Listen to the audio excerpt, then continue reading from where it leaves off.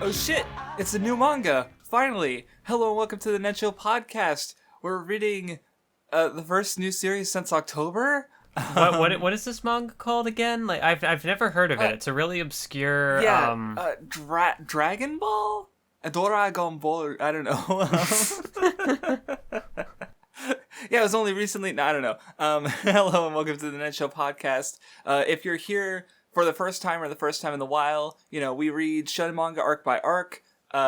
We did just finish Gintama. This is our 11th series, 10th series that we've been reading now. I think.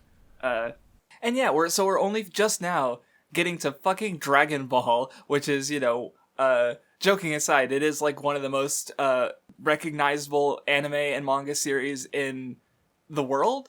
It was pretty fundamental to just anime fan base. Obviously there were anime fans before Dragon Ball, but it was just so big and is still so big that it's kind of hard. How many, Pikachu and Goku have gotten Macy Day parade floats, right? How many other Japanese characters have gotten that off the top? I can't think of any off the top of my head. It's literally big. Kind of hard to understate, but Shonen Jump began with Dragon Ball. Nothing existed beforehand. It was the first manga ever. Yeah, and see, that's the thing that I was thinking about, because on the Hunter x Hunter podcast, we both really like it, and with you in particular, it's your favorite piece of media. And so one thing we were trying to I remember you mentioning it in particular was that because we wanted to talk about how good it was, but also it gets the issue with overpraise, where people say dumb things about how good Hunter x Hunter is, which doesn't reduce it as a story, but that doesn't stop the dumb things from being dumb, right? So in a similar vein, Dragon Ball is kind of it is super influential. I have not heard of many other manga authors directly state who their influences are. As far as influence in modern manga goes, I would say Tezuka still has his veins throughout manga. He's probably Tezuka's probably the most influential in manga history. But as far as modern especially action shonen and just shonen in general, it's Toriyama is kind of a fucking big deal. Mm-hmm. But he is not the only person who's been a major influence. He has his own influences. And so, that's one thing I do want to add there. And we've even talked about, especially since we read Kinnikuman, we already have that context, right? And so, and I'll bring up some things as I see them. I just wanted to state that, that's just one thing I want to be aware of going into Dragon Ball. You're right. We did read Kinnikuman. Toriyama had the audacity to actually write a good, entertaining story. Another dark period in the history. God, we haven't covered anything in a year. It's been a while. Yeah, it's been since Ashino Joe when we had something we both mutually liked, I think. So very sad. Or was that? Yeah, no, that was after Soul Eater. But I guess before we get into Dragon Ball proper, we should talk about our personal histories with Dragon Ball. And spoilers, which I guess I feel up to at least Boo, even though I do think we've experienced Super in some capacity. I also don't see it being as relevant to the discussion until we actually get to reading it. So, but Dragon Ball is just so well known and popular. I don't feel bad being able to talk about spoilers up to the Buu saga and the end of the original manga, basically. So because we have fully experienced the story before. If you want to start, or should I? Yeah. So my history with Dragon Ball, it's one of the stereotypical I watched this before I even knew what anime was. This was just a thing. I think if I wouldn't remember what my very first experience would have been, whether it was airing on the Toonami block or some VHS tape of the Boo arc. I remember that I think the very first arc that I kind of the first material I came across was stuff from way late in the series. But then So then I remember more specifically actually sitting and going through it mostly chronologically was when Dragon Ball Z Kai was airing back in 2009, I think, when it was brought over to the States. And so that was the first time that I actually sat through words. First time I actually like went from the start of like Z up through I think the Cell arc as far as they got. Yeah.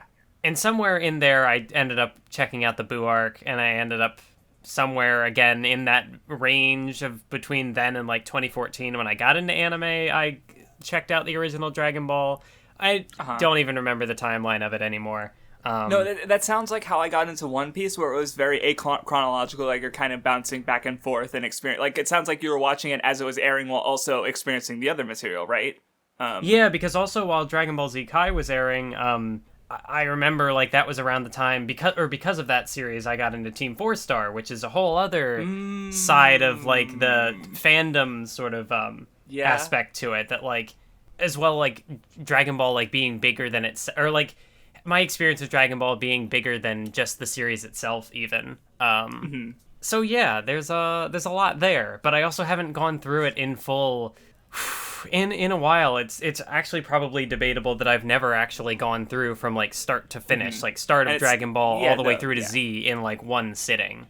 Right, because it sounds like, because, I was just reminded of, like, because I was watching, like, Water 7 as it was airing while also, like, still catching up to older material, and I didn't, like, finish Skypiea until, like, I owned it in manga, I don't think, or when Funimation dubbed it, like, it was, so I've been there, is what I'm trying to say. But, anyway, for some of my experience with Dragon Ball is, I was, like, a kid, like, 8 or 9, if that, maybe 7, watching it on the Toonami block right after Sailor Moon, which I also watched a bit of, though that didn't stick with me as much. And I think I was also into Pokemon around the same time. But Dragon Ball was definitely kind of that sort of formative, like, bridge, I suppose, but because as a kid I liked Power Rangers, so I was already having this sort of, like, lean into Japanese, originated media. Then Pokemon, Dragon Ball, and Yu-Gi-Oh! Were kind of, like, big in that as well, but, like, Dragon Ball was huge, for me and my brother. Like, we would do a lot to catch it on TV, like, we bought a lot of the games. My first experience with it was probably during the Saiyan arc. I forget, I assume the first stuff that was going on TV that was popular at but I don't fucking remember at this point, because there has been a few dubs. God, you mentioned Pokemon, and I'm like, it was early enough in my life that I don't remember which would have come first for me, if it was DBZ or if it was Pokemon. Right, because I'm pretty sure for me it was definitely Pokemon, but DBZ was also huge. I'd have to, like, look up the timetables and air dates and stuff, but I'm pretty sure it was Pokemon. But anyway, I kept up with the anime for a long time. I remember watching up into Boo. I watched some of GT even. I didn't keep up with that nearly as religiously. Then I played a lot of the games, so even if I didn't watch the full anime, I definitely had, because I'm sure I missed episodes here or there, just because that's how just watching stuff on TV, when you're trying to watch everything on TV as a kid, because I watched a lot of TV, but I still had some familiarity with the story through the video games, and then, like, actually, the first subtitled anime that I watched, I was at a friend's house, or rather, my brother's best friend, and he had a relative who had a subtitled tape of the Janemba movie, and so I watched that as a kid. Like, I think on my manga list, I have, like, estimated dates for a lot of the early anime I watched, and so that was, like, my first, like, completed Dragon Ball media, because I remember watching, I just threw a random date in there that felt accurate, but I watched that movie as a kid with all the swearing and all the blood and Hitler, and I was like, whoa, because it was Dragon Ball, but it was a very different Dragon Ball than what I knew, in a sense. Like, I don't think Pikkon had appeared in the anime yet, so I was like, who the fuck's that? It's not Piccolo, he's green, but I don't know who that is. Like, it was weird. So, like, I definitely kind of fell out of love with it because, I'd have been in high school while the big three were kind of starting to get in popularity, where, Dragon Ball was kind of getting its reputation as, like, heavily flawed but important, which, we'll I have a feeling we're not going to agree with that, but, Dragon Ball's not important, it's just kind of, you know, it's just kind of exists, you know. It didn't really have much of an impact. Yeah. I wish more people knew about Dragon Ball. It's a good manga. I don't know. But aside from that, like, I really didn't re-experience it until I read the manga in full in like 2012 or so. About the same year I got into anime. And I just kind of went, I should probably read Dragon Ball and see what it was like in the original manga, which is like with like a kind of grain of salt there, because like some of the scans I read were fucking bad. And so, and also another thing is which translation did you read for Dragon Ball? Do you mean our current reading? Yes, is what I mean. The Viz translation, which I've heard is I don't actually know which. Is there a different translation? That's is that what you're I'm saying? asking. Was he called Krillin or Kuririn? Oh yeah, he was called Kuririn. Okay, gotcha. So I feel like we're reading the same, because there's like I know there's multiple releases, because I have the Viz Big release, which is the 3-in-1 volumes. But they were originally released as single volumes, and I'm wondering if there are differences in the translation, which I would expect, because given Dragon Ball's popularity and like how official releases worked in the early 2000s, which we talked about, like with Yu Yu Hakusho getting censored, right? That wouldn't happen today. Yeah. So I'm wondering, like, what was the difference between early Dragon Ball and this translation, if any? Because I, again, just seeing all the sexuality and stuff. Like, I don't think that would fly in early 2000s with parents and stuff. But, these were released late at a later date where, so I don't know for sure. But that's just something I was thinking about. So it sounds like we're reading the same translation. But if that's not the case, we'll hopefully notice it at some point. I've never actually read the Dragon Ball manga at all. My only experience is with, various versions of the anime. And, like, I've heard things about the Viz translation. Of course, like, it being, like, one of the earliest things that they would have, so, like, there are definitely interesting things that I noticed that, like, I don't know how much they would do nowadays with, like, keeping some of the original terminology and, like, or, like, keeping those words and then also localizing them as, like, a descriptor of that title or whatever. Right. I don't know. It's interesting. Yeah. So yeah, I don't know how changed it is, like, compared to the original, but I don't know. It seems fine so far from what I understand. Like, I wouldn't say it's not the Naruto translation, which we had issues with. Anyway, yeah, as far as personal history of Dragon Ball, I think that about covers it. Like, I've touched on some Super, like, I watched like 3 episodes of the anime, and I read the manga up to a certain point, but other than that, like, yeah, I'm so distant from, I read it in 2012, so it's been, even though it's been a while since like you said, you'd never really experienced it from start to finish, you still had experienced it with it more recently than I have, so, which is interesting, and it's good to finally go back to it, I suppose, so, but yeah, I think that about covers it for my personal history. Yeah, and I mean, like, I guess the only other thing that could be worth mentioning for this podcast is that, like, I've even made a video on my channel talking about Mystere Fusion's Dragon Ball Dissection. Yes. That's a project he's been working on for, God, I don't want to think about how long it's been. And I've been following that for, at least a few years. I don't want to think about how long I've been following that series, because it's one of, like, the longer things, like, one of the longer projects on YouTube that I've consistently been keeping up with. Right. And so, like, there will probably be some degree to which, like, his perspective, like, I'll mention it, or, has some sort of, like, influence on some of the observations I might make. But I would like to think that I won't just be copy pasting things that he said. I think that's less a problem today, because I remember when we started the Nen Show, we threw out the idea, like, what if we read Dragon Ball? And that was a legitimate concern we had, because I'd been I haven't even been watching it since, like, Somewhere in Cell. So, about 3 episodes ago. I was gonna, this would have been, like, late 2019 when I last watched an episode, I think. So that's the joke. I'm sure he's done more than that, but I'm just being mean. But, like, yeah, so I don't think it's going to be as much of a problem now as it would have been if we had read, back when we started this back, in 2017, 2018 or so. Wait, no. Was it that early? Oh, God. Sorry, I forgot how old the Nen Show was. This is why I didn't talk about dates and stuff. But yeah, And like I guess to talk about like less Miss Star Fusion and more just like Dragon Ball discourse in general, it's pretty bad. Like you have a lot of bad takes circulating for years and such. And then I think also like Team 4-Star Dragon Ball Bridge is really funny, but also like some of their takes on the characters I think might have especially mostly seeing other people discuss them might have made people forget how the characters were actually like, and like kind of like almost overwritten the canon in some way because of just how people perceive it. Like, oh, Goku sure is a bad dad, because they lean into it in Team Force's joke, but that's kind of like I don't know. We'll that's like a ways off, so we'll talk about it later. But that's just just Nunmaji has a video on that specific topic. Anyway, if you like, because we're not gonna talk about it too much here because Goku's barely not even hit puberty yet, like let alone having a kid. So yeah. Grandpa Gohan sure is a bad parental figure. We're moving on. We're not doing this.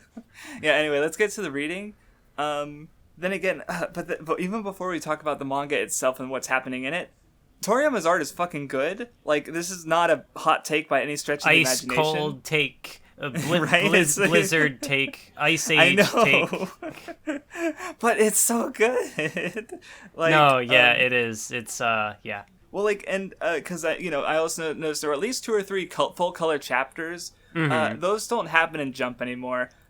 Because I think we brought up a little bit during Yu Yu Hakusho, but like, the golden trio at the time was Dragon Ball, Yu Yu Hakusho, and Slam Dunk, and those manga were given a bunch of colored chapters, and they basically kind of killed all the authors involved. Inoue doesn't do manga, like he's been doing monthly manga since then, and even then he's having he's had creative problems, so his art's still really good, but it's Toriyama has just like, I feel like we might read, I might request we read Galactic Patrol Gekko as part of the first Dragon Ball Super episode. Oh, yeah. That one, I believe, was more drawn by Toriyama than Toyotaro, who does Dragon Ball Super.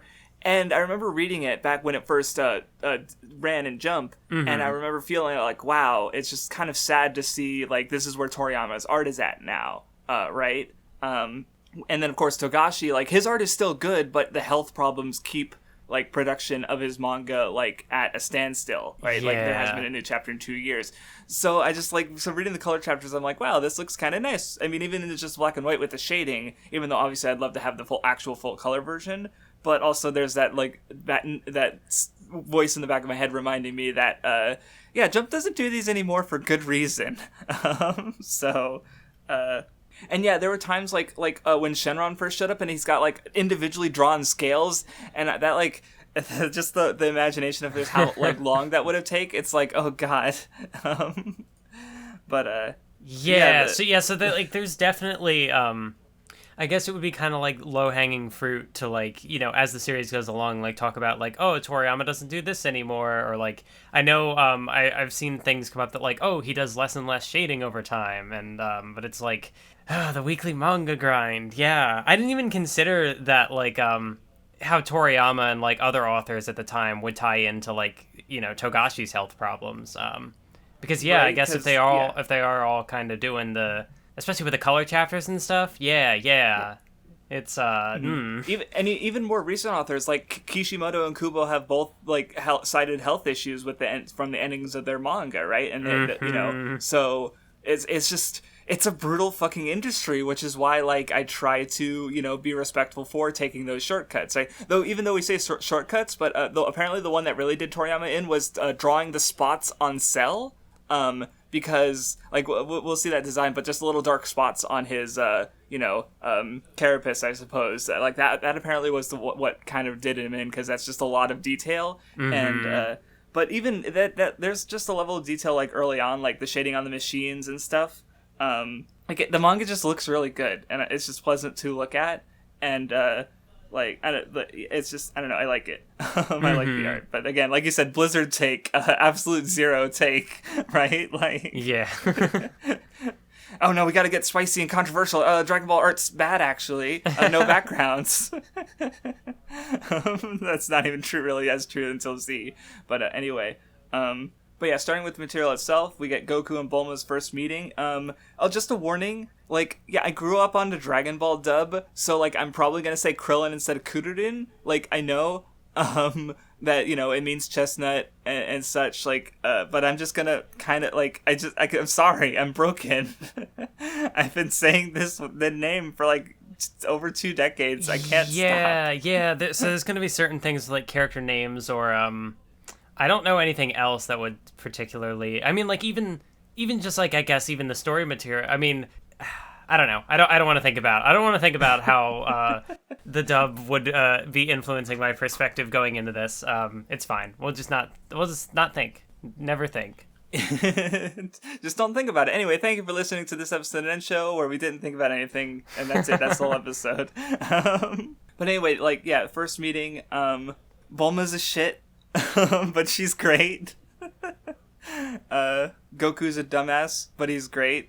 Like, I don't know, I just, like, I honestly think I found this material funnier reading it now than I did in 2012. Like, there's just, like, not, like, laugh out loud, but just a lot of moments where I'm, like, amused or giggling a little bit, right? I don't know, Did you find it funny? After Gintama, I'm like, please, I mean, is there humor left in your soul? No, there are, Toriyama does have, like, a knack for, like, comedic timing and stuff. I think I probably have the opposite feelings as you, where, like, I don't find it as funny as I did before. Okay.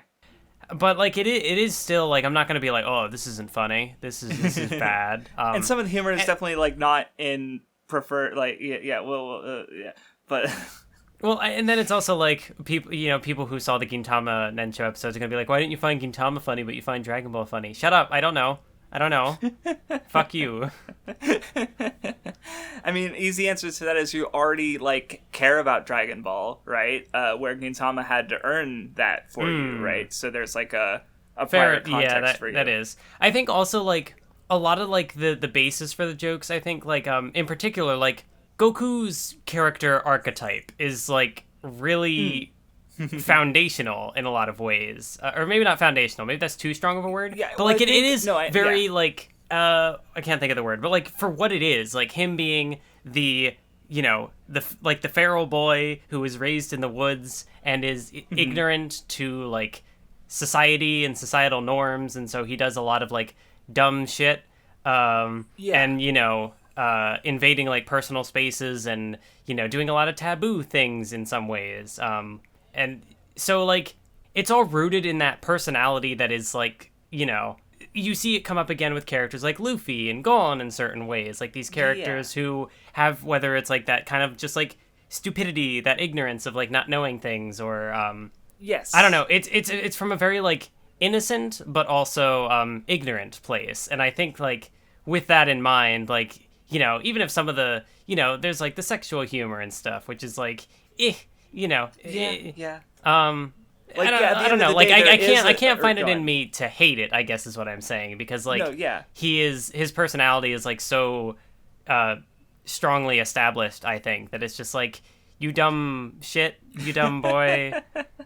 Right, well, because, like, I mean, part of it is cultural, right, where just, like, you know, that kind of perversity is associated with childishness, like, it's something you're expected to grow out of as you grow older, and I think, but also, like, with, you know, because, innocence does kind of recur throughout, right, like, I like the build-up to the gag where, Pilaf is like, I'm going to do something horrible to you, and he, like, blows a kiss at Bulma, and she's like, wait, that's it? Like, the bad guys are purer than the good guys. The good guys are degenerates.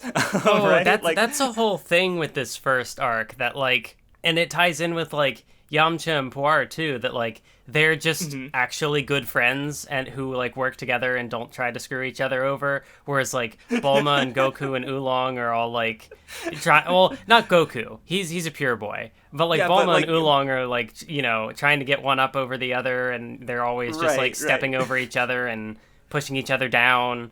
And it's a really fun dynamic, Right, and part of it is that, like you said, them being shitty to each other, right? But then with this innocence, like, Goku sort of, like, because, like, I think I mentioned it, and Kinnikuman, Suguru was kind of, like, a popular, like, dumbass protagonist, where Goku, I think, takes that, like, dumbass aspect, but adds in the childishness, which I think is why he's, like, like I think Suguru is also still pretty popular in Japan, but like Goku was obviously like more iconic and more notable, and I think like by like inducing that childishness into, you know, shonen manga, something aimed at kids. Like I think Oda even said like he thinks Dragon Ball is the perfect manga for, you know, people in that the you know, under 10 years older, around that age, right? And as an adult, there's still things to enjoy there. But, you know, so, yeah, that innocence, that childishness, like, yeah, even when he does something like yeah, a running joke is, like, Goku sexually assaulting people, like, grabbing their genitals and testing, but it's, like, yeah, like, when you think about it like that, it's, like, yeah, it's bad, but also, like,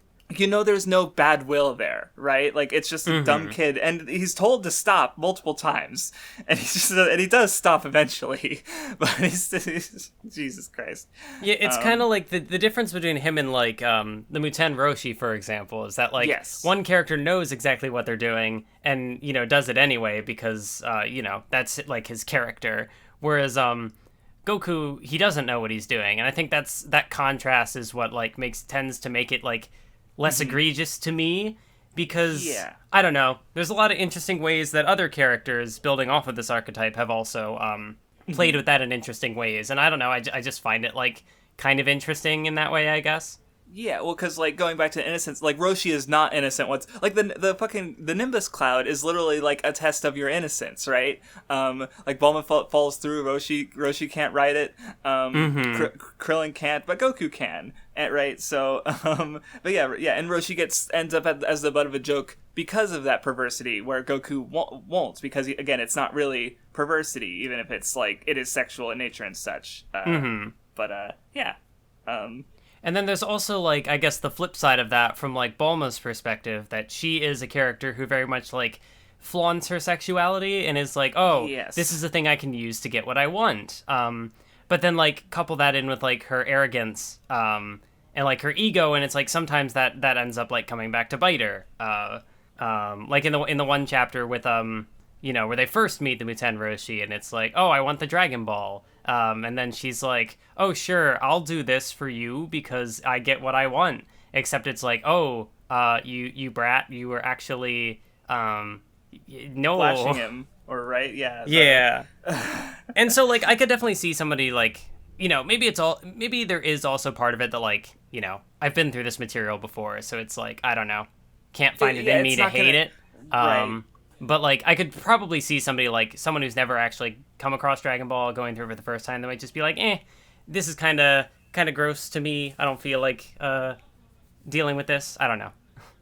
No, I understand. Like, well, because I definitely think exposure just, you know, helps with, like, because, yeah, like, you know, even in One Piece, like, had that kind of, you know, going for the first time. Well, I guess the other thing is, like, what I always think about is, like, is there something else, right? Because, like, to use, you know, like, I guess I had my perfect character video, and I kind of brought up, like, briefly, where, like, Sanji has a lot of good stuff to his character outside of being a pervert, and he's pretty well liked in the series, in spite of that. Where Mineta has, like, what, one moment or something? Like, he's mostly just this gross little imp, he's not cool, he's not, like, attractively drawn, so he's, like, the punching bag, right? So, in that, you know, but of course, Dragon Ball does have its different context since it's older, but also, you know, people got in with Z first, so a lot of this aspect wasn't even there. And you did also mention that, like, you know, like with the Sanji example, that, like, he's more than just that, you know, that character trait. Right. And it's the same with the Dragon Ball cast. Like, they're all very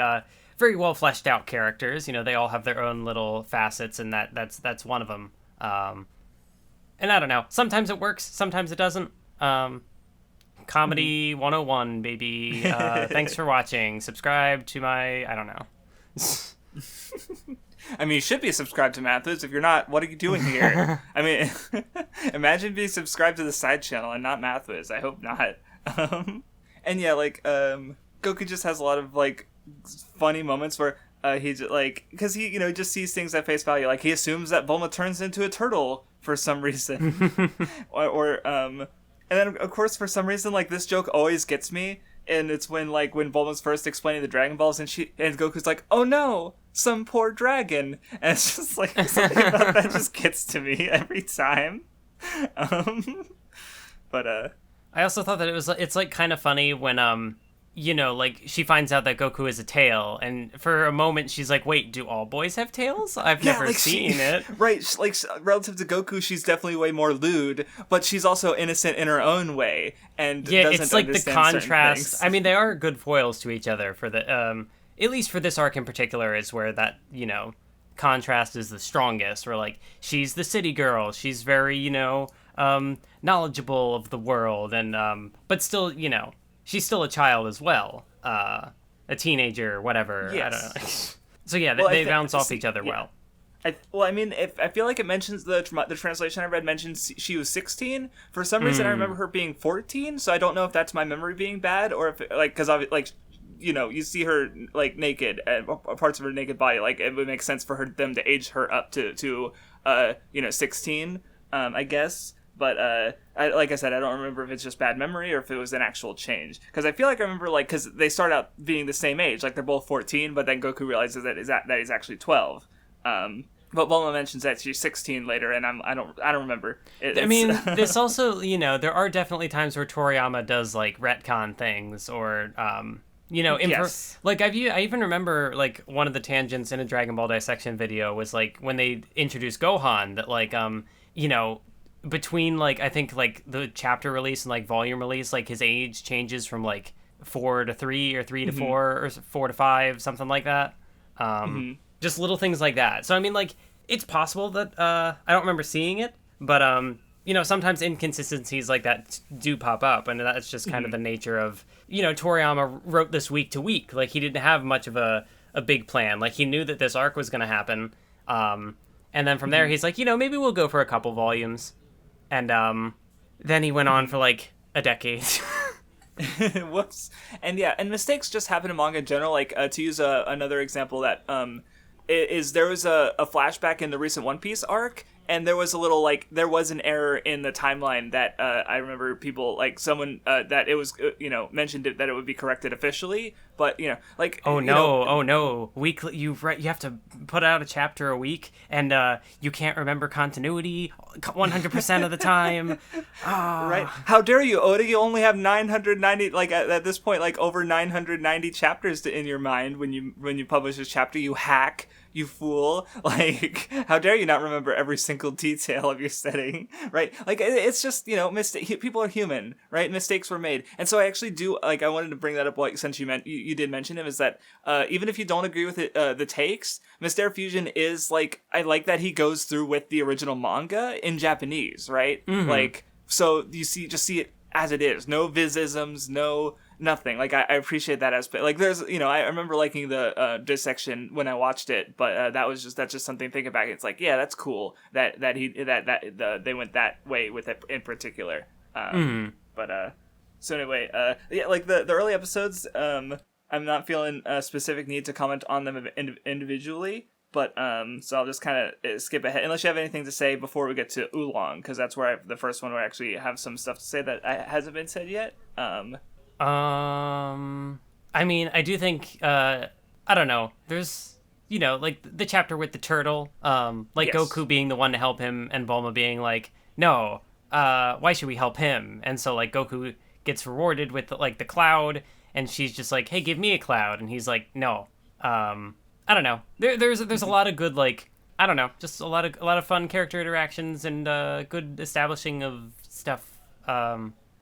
Also, flipping through, one thing I noticed before but I forgot to say is Bulma has so many good expressions. She's got so many good faces. She's such a shit. And the different outfits, and yes. That also ties into all the different technology that Toriyama draws, all the different aircrafts and motorcycles and cars and stuff like that, and the buildings, the fact that a lot of the the capsule buildings are very circular. I don't know, it's just a really good design aesthetic. And it's that contrast of the more classical animal people and living in wastelands and that sort of martial arts vibe with the more futuristic technology stuff. It's yes. So it's a good world that Toriyama has. So I actually linked this to you. It was a list of a bunch of Toriyama's influences, because I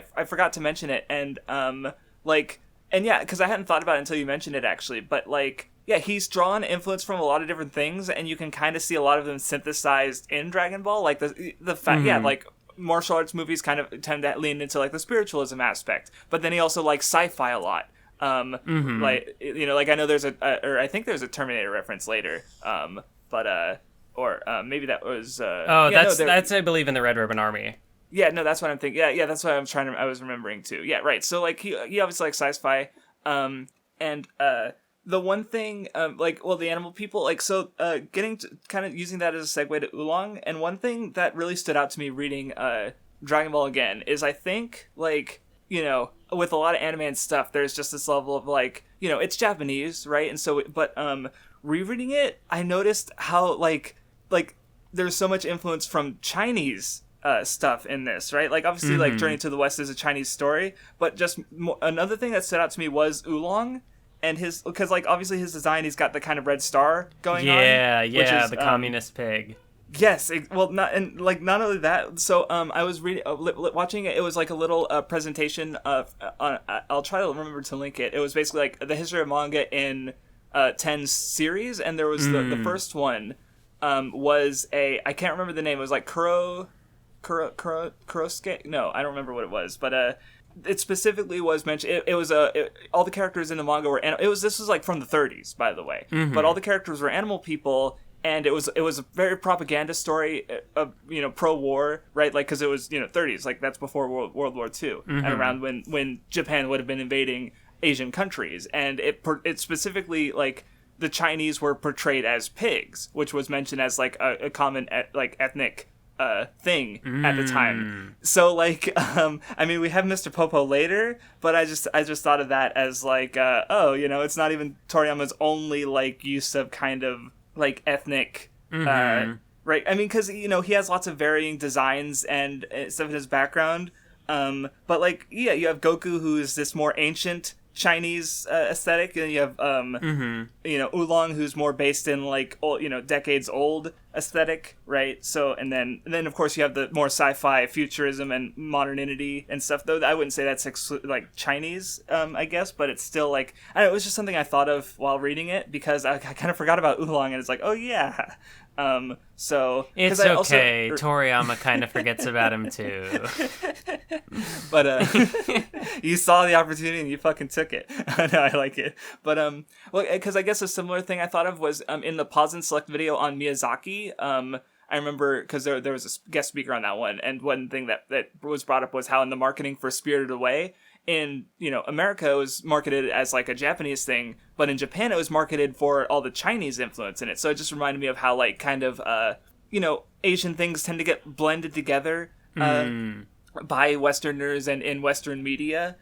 So reading Dragon Ball again and just feel oh yeah, no, this is I guess I've advanced a little in that regard. I'm able to distinguish between Japan and China. What a lucky me I get. I don't know. What am I getting at there? But anyway, Oolong is a piece of shit. Though I guess one thing I wanted to say about the pervert characters is, and this is also a common trope with them, because if they were dangerous, then they wouldn't be remotely endearing, right? Because I do really like the ending of the Oolong chapter, where it's revealed that all the girls that he take, instead of him doing horrible things to them, he's just please take them back. They're bratty and spoiled. I don't want to give them things anymore. He's just been they're just being pampered, and he's fuck, this isn't what I thought. So which again, it establishes this companion that they're going to be with as harmless, even though he was introduced literally preying on women.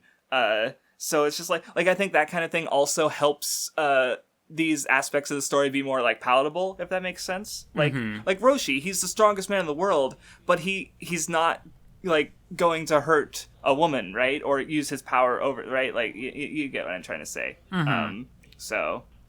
Anyway, I'm ready to move to Yamcha and Poir if you have anything else to say about the earlier chapters.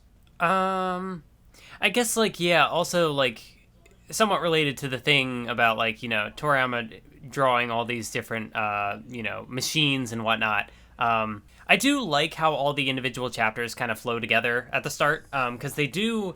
It is one complete arc, Yes. but the different installments in it are very episodic, and Toriyama plays it pretty fast and loose with some of this stuff, like car gets destroyed, it's okay, we'll be gifted this other car, now we have a boat, oh no, we lost the capsules, so now we gotta walk around, but then we find this bandit and we get a car from him, and yeah, so like there's a lot of little things that I can see from a more like meta perspective as like him writing this week to week, that like seeing some of these elements kind of come and go and change it around and stuff, which is also a chance for him to draw more neat stuff and show off that skill. So it's very, very fun in that way. No, yeah, I agree. In general, like just the whimsical nature of the story has always been something I found endearing about Dragon Ball, and just like, yeah, it'll just be like, fuck you, demons, sci-fi, martial arts, whatever the fuck, like it's just a complete melting pot. And like if you look in the backgrounds of the tournament, like you'll see characters of like, there's animal people, there's people of different like races. It's I don't know. It's always it's nice. There's like, it's kind of nice. Like even if there are like, again, like Oolong is an old racial like Chinese thing, and then you have Mr. Popo, right? So even if that happens, it's still like, I don't know. There's other things about it that I think are neat. Though, and I guess what I also want to mention is because like I remember us talking about that sort of like episodic versus like complete arcs stuff with Hunter x Hunter, where because like a lot of these shonen stories do start off with like quicker stuff, but yeah, I hadn't thought about the Hunt for the Dragon Balls as it being like a series of episodic stories that also moves into longer arcs while also still being kind of in the same like arc, kind of like Hunter x Hunter did. So just following up on an older Nen Show topic. Though I guess speaking of that, like I'm now looking at Goku versus Yamcha, and he does the like he weaponizes rock paper scissors. Yeah. Which I've seen this. We've seen this before on this podcast. So which is the childish like because they even explain it in Hunter x Hunter where how it like was possible, like it's possible that rock paper scissors was literally like inspired by martial arts. Right, so it's very fitting, and but it's also like a childish game, so it really works for both Goku and Gon as this it's a fun I like it when it's definitely a thing that like it works for Gon and it works for Goku. Like I just like seeing it like rock paper scissors as a form of as like a martial arts style. It's goofy, but and it's fun, but it works. And of course, like there's also the bit where he like knocks Yamcha into the panel.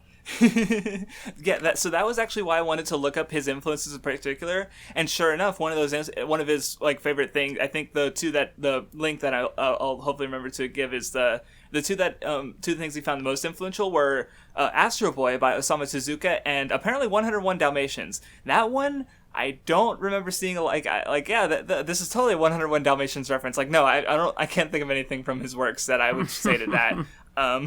But with the knocking against the panel, that made me think of Tezuka, because he'll do meta jokes like that. Like a common one is when a character is shocked, they'll like jump up and like hit the top of the panel. Right? So I just remember seeing that, and I was like, and this is like a kind of action version of that almost. And that made me think of Tezuka, and sure enough, yeah, he was a bit of an influence to Toriyama, so it's worth bringing up, I suppose.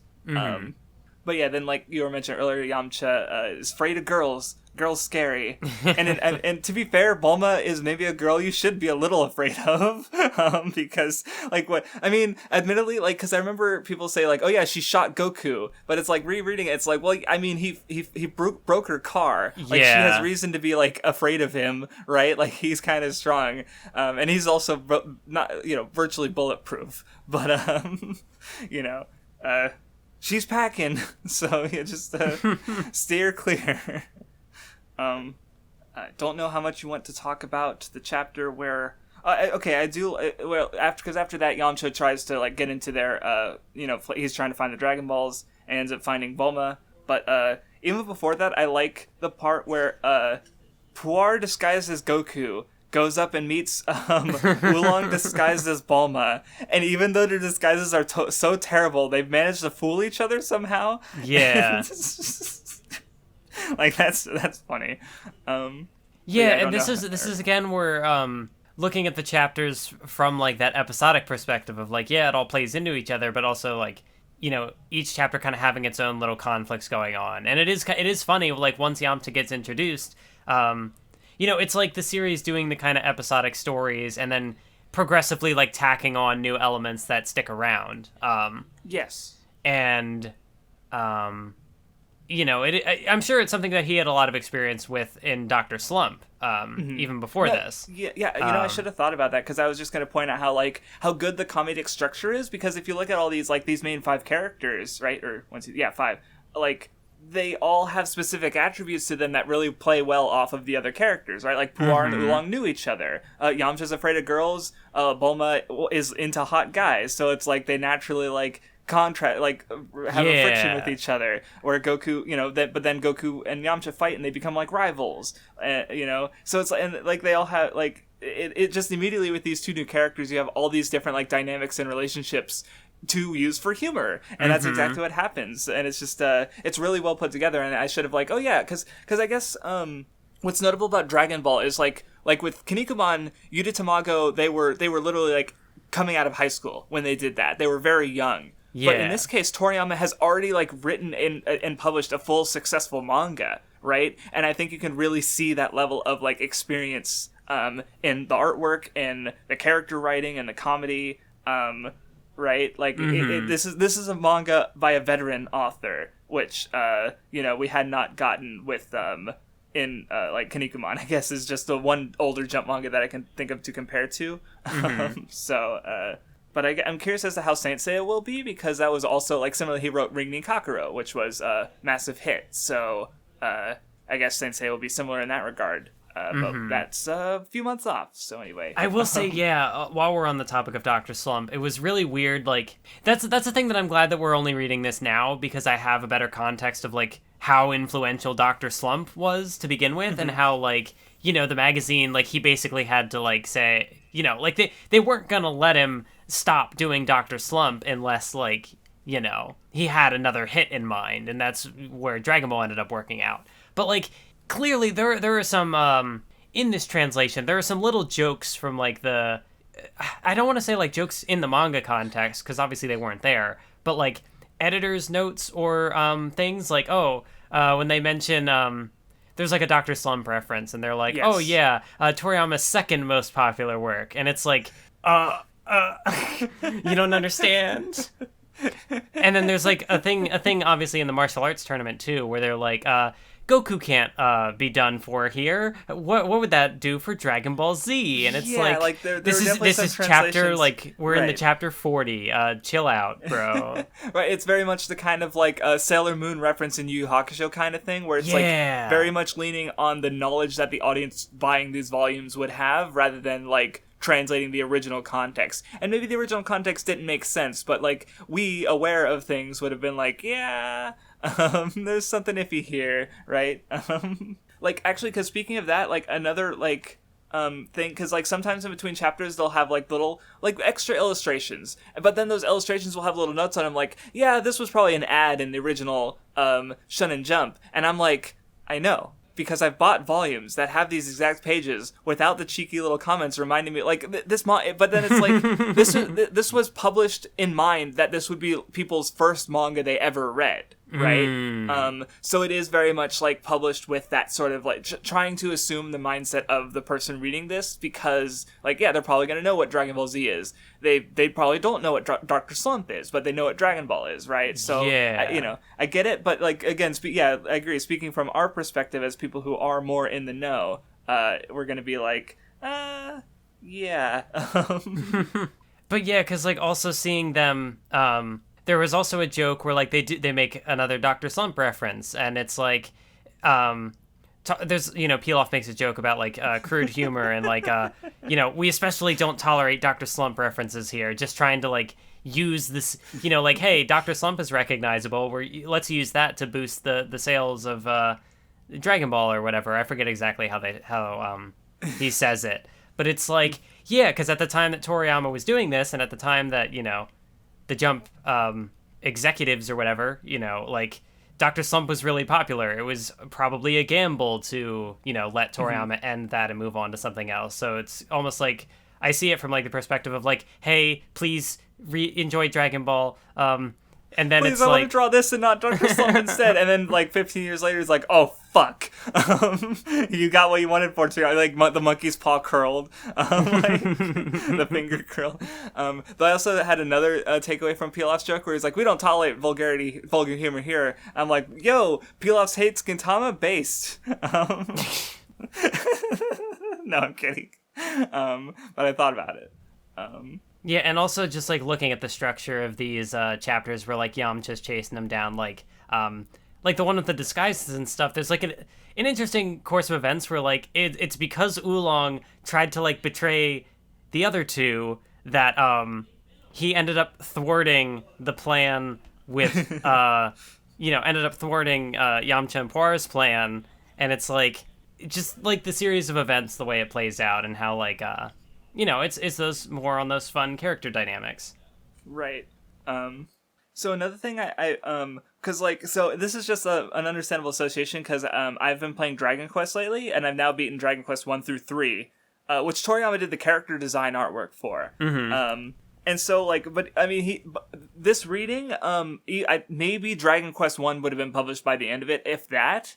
So it was something that he was working on during, at most, but, a few years later, I guess what I thought of it, and just seeing his design similarities, because I definitely think people have talked about just how, you know, because there's definitely, like, designs that cross over and characters that look really similar, you know, and he kind of leans into it, like with Goten, who literally is just Goku as a kid, right? But then, even then, like, just comparing it to other works, because, like, Bulma had her bunny girl outfit, and then the chapter after that, she had, like, an outfit with, like, a vest and ponytail, and I'm like, oh, so she started out as a Dragon Quest jester, and she class changed into a merchant, which was just an association I had because the designs looked really similar. But it's more. Toriyama drew them all, so of course they're gonna look similar to some degree. Yeah, just something I thought about while reading, because some of the monsters in Dragon Quest will also remind me of Dragon Ball thing, like the dragon guy who appears in like the first chapter. And the other one in the tournament, you know, I probably fought those guys in Dragon Quest. So, you know, just thought something I was thinking of as, cause that's the thing, Toriyama, like, he went from Dr. Slump to doing Dragon Ball and Dragon Quest, the most popular video game franchise in Japan, and one of the most popular anime and manga properties in the world. Like, holy shit. So yeah, just something I was thinking about. But anyway, after some of the Yamcha stuff, we get, the Fry Pan Mountain, we get Chi-Chi, we get the she Ox just King. fucking decapitates a dinosaur. And that's actually so that the article that I mentioned, and the page about Toriyama's influence, there's two in particular that it doesn't mention. I mean, it does mention sci-fi. One of them I think is Ring Nikakuro, which in a volume of Ring Nikakuro, there was a letter published by Toriyama to Kuramada about how he wanted to draw something like Ring Nikakuro, which of course later by Z, I'd say he has succeeded in shifting his art style in that direction. But another one is not Ultraman specific, or not just Ultraman, but specifically Ultra 7. The second Ultra, or second, sure. Well, like the reason I bring it up here is because Chi-Chi, like having her head, the blade that she throws off. Okay. That's like one of Ultra 7's signature attacks, is because he has a bit that fin on his head that'll take off, and he's cut off some kaiju heads. So, you know, Chi-Chi doing that exact same thing to a dinosaur. And also, like, because after that she like puts her fingers through her forehead and does a beam. That's another of Ultra 7's like signature attacks.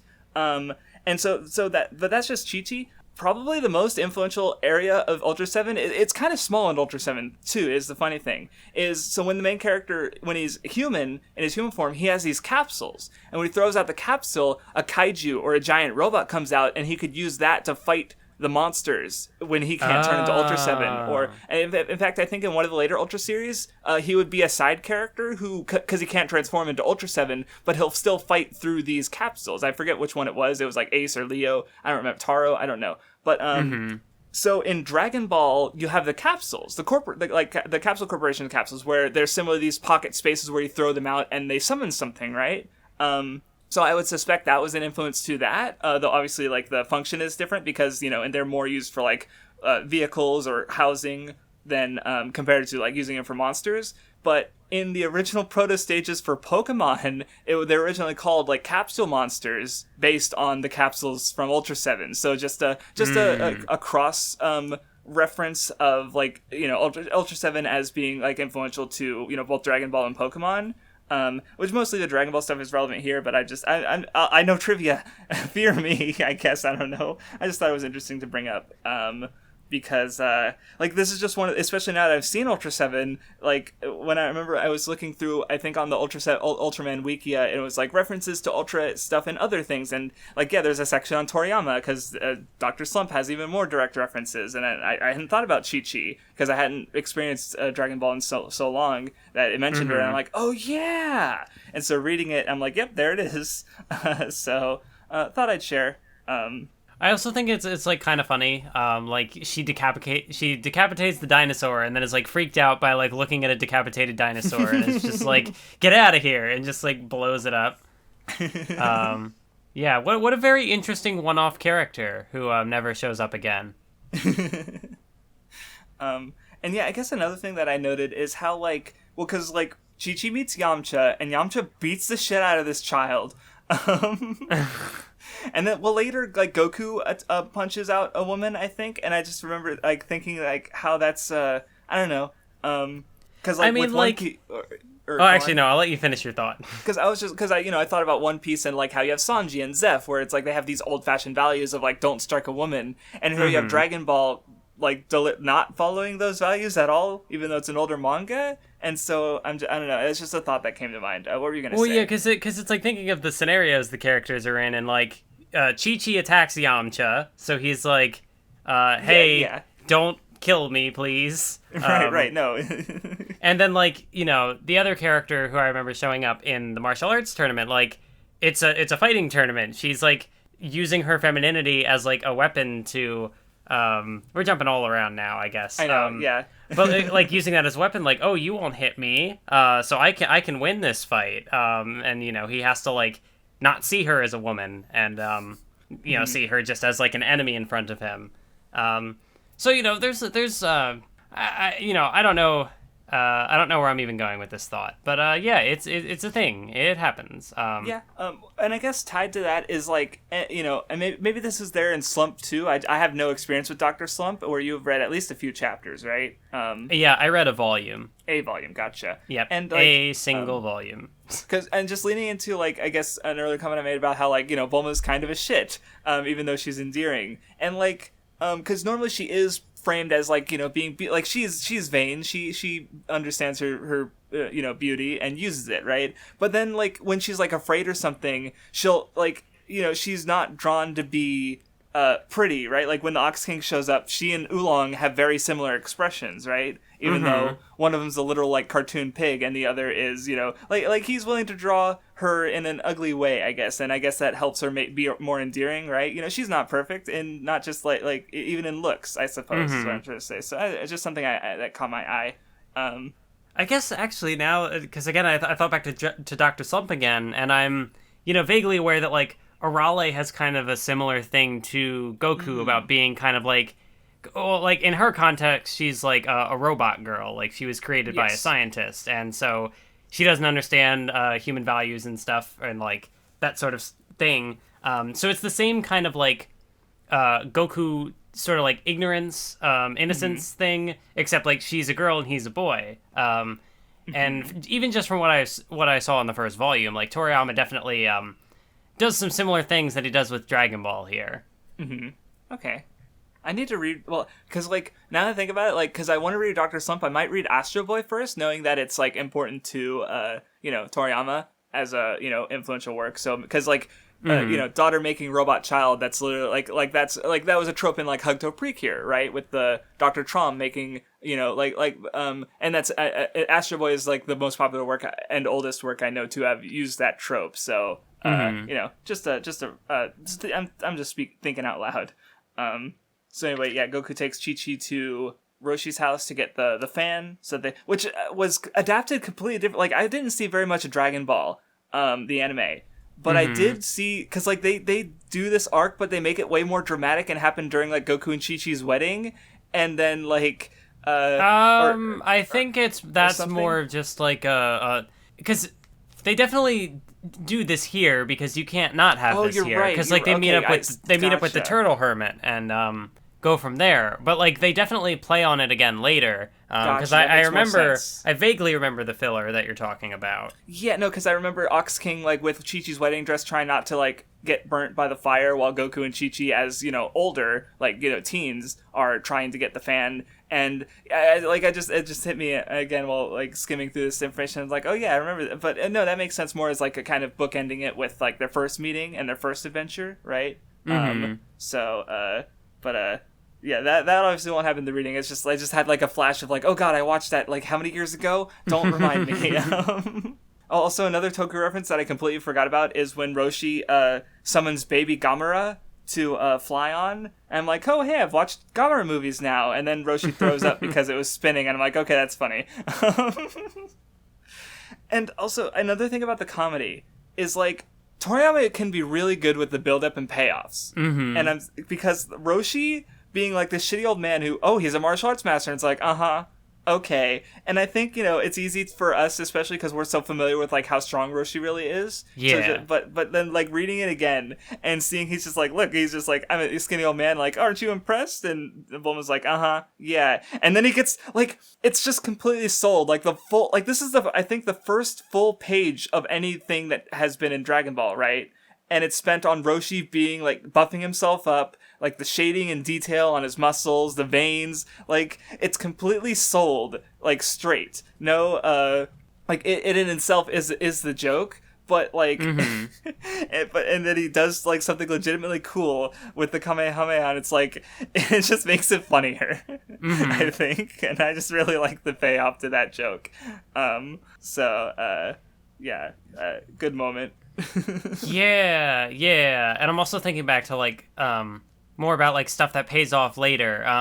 Like obviously Chi-Chi does come back later in a pretty big way. But like even the joke with Yamcha here, where he's like, I was just in love with you, I didn't know what to do. Like I'm pretty sure he references that later when she comes back, and she's like, oh sorry Yamcha, but I'm already taken, or something like that. And it's like, I don't know. It's funny knowing that it will come back later. Okay. And like yeah, I forgot looking about that that like actually.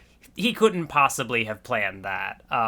But it's funny how that's part of what makes like his style of writing interesting in a lot of ways, is that like the story is able to be so creative and go in so many different directions, and it like Dragon Ball changes so much over the course of its run, and it's like interesting. There are obviously pros and cons to that, but there's a real like creative freedom there that is fun to observe. Yeah, no, it is very nice. And it allows Dragon Ball to have like its own personality in that way too, and it's good. Yeah. Oh, and I'm also just seeing like all the different animals that are talking too, and like I see them talking to the dolphin, and when they're going to Kame House, yes. And just thinking back later when like they do the thing in the martial arts tournament where it's like the what the fuck did they call him? I don't know. He was some like guy, the old martial arts master, and he just comes out and he's like woof.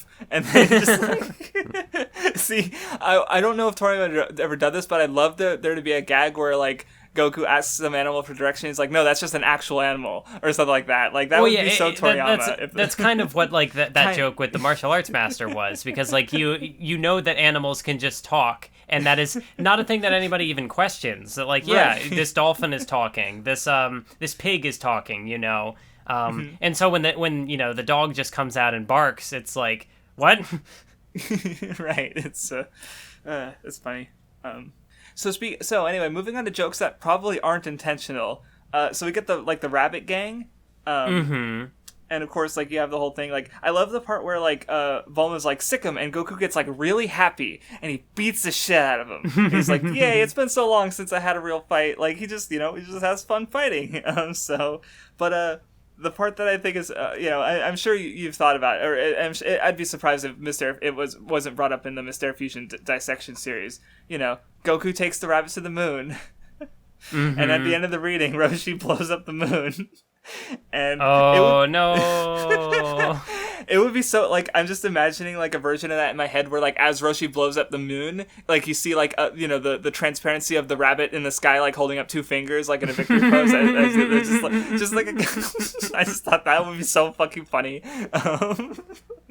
Because I forgot that happened this reading, right? Like, we get to see the him left on the moon, and then we get to see the moon destroyed. Yeah. we don't see it get destroyed, but it's just very sad. Rest in peace. Good night, sweet prince. But anyway, after that, we wind down on the hunt for the Dragon Ball arc, where we finally get introduced to Pilaf's gang. This arc was only 2 volumes. What the fuck? Right? Like, it... especially with how the anime paces stuff, like, it's hard to, like, process how quick the Dragon Ball manga is. No, yeah, and it's, like, especially the first arc is a bit wordier, but it's still pretty smooth of a read, so... And even just, like, trying to process that, like, volume 1 to 16 is, like, the original before the time skip, specifically, like, before the Z time skip. And that's, like, about maybe the run of Dr. Slump. It's a little shorter, but, like, think processing how much material is packed into those 16 volumes. Like, right. We've already covered 2 arcs, but then we still have 2 more tournaments to go. We have Piccolo, we have the Red Ribbon Army, and it's just like, this manga moves. Like, Toriyama doesn't chill. Right. Anyway, we already kind of talked about the Pilaf's introduction a bit, where the kind of, the bad guys are in some ways more innocent than the good guys and purer, which is funny. And I also, getting up to the Pilaf stuff and, considering Yamcha's role again, like, I like how, he gradually kind of, like, joins up with the gang. Like, it comes to, like, I guess more of a head in the chapter with the rabbit, where, everybody's in trouble, and Yamcha's like, fine, I guess I'll help them, so, we can get the Dragon Balls from them. But then, it works as, like, a lead-in to the Pilaf stuff, because then they all get trapped together, and it's like, that Yamcha would now be, like, not buddy-buddy, but, like, he's willing to work with them, and, he has... It's kind of quick, because the whole manga is quick, but, like, he has that character arc where, like, he gradually goes from being their enemy to being an ally. Yes, the Shounen thing, which, Toriyama loves to use as well. Like, even Oolong, like, actually, Oolong, Bulma was the only part of this group that wasn't an enemy at first, so... Yeah. And that never stops, and we love to see it, though, so...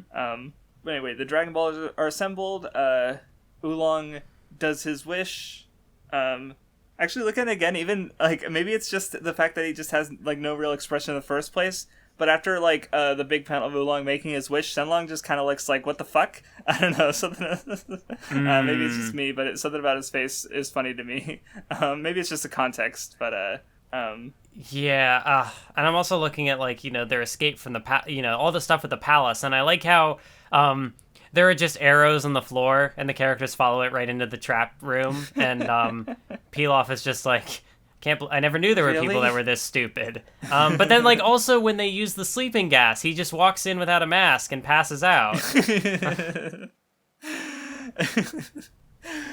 There's like when there's like 2 brain cells in the room, and Bulma has like one of them, and the other one just kind of gets passed around. Pilaf's gang doesn't have any of them normally, I guess. So, but anyway, the wish gets granted. Pilaf goes, "Fuck you. You're gonna die in the morning, I guess, because like I don't know."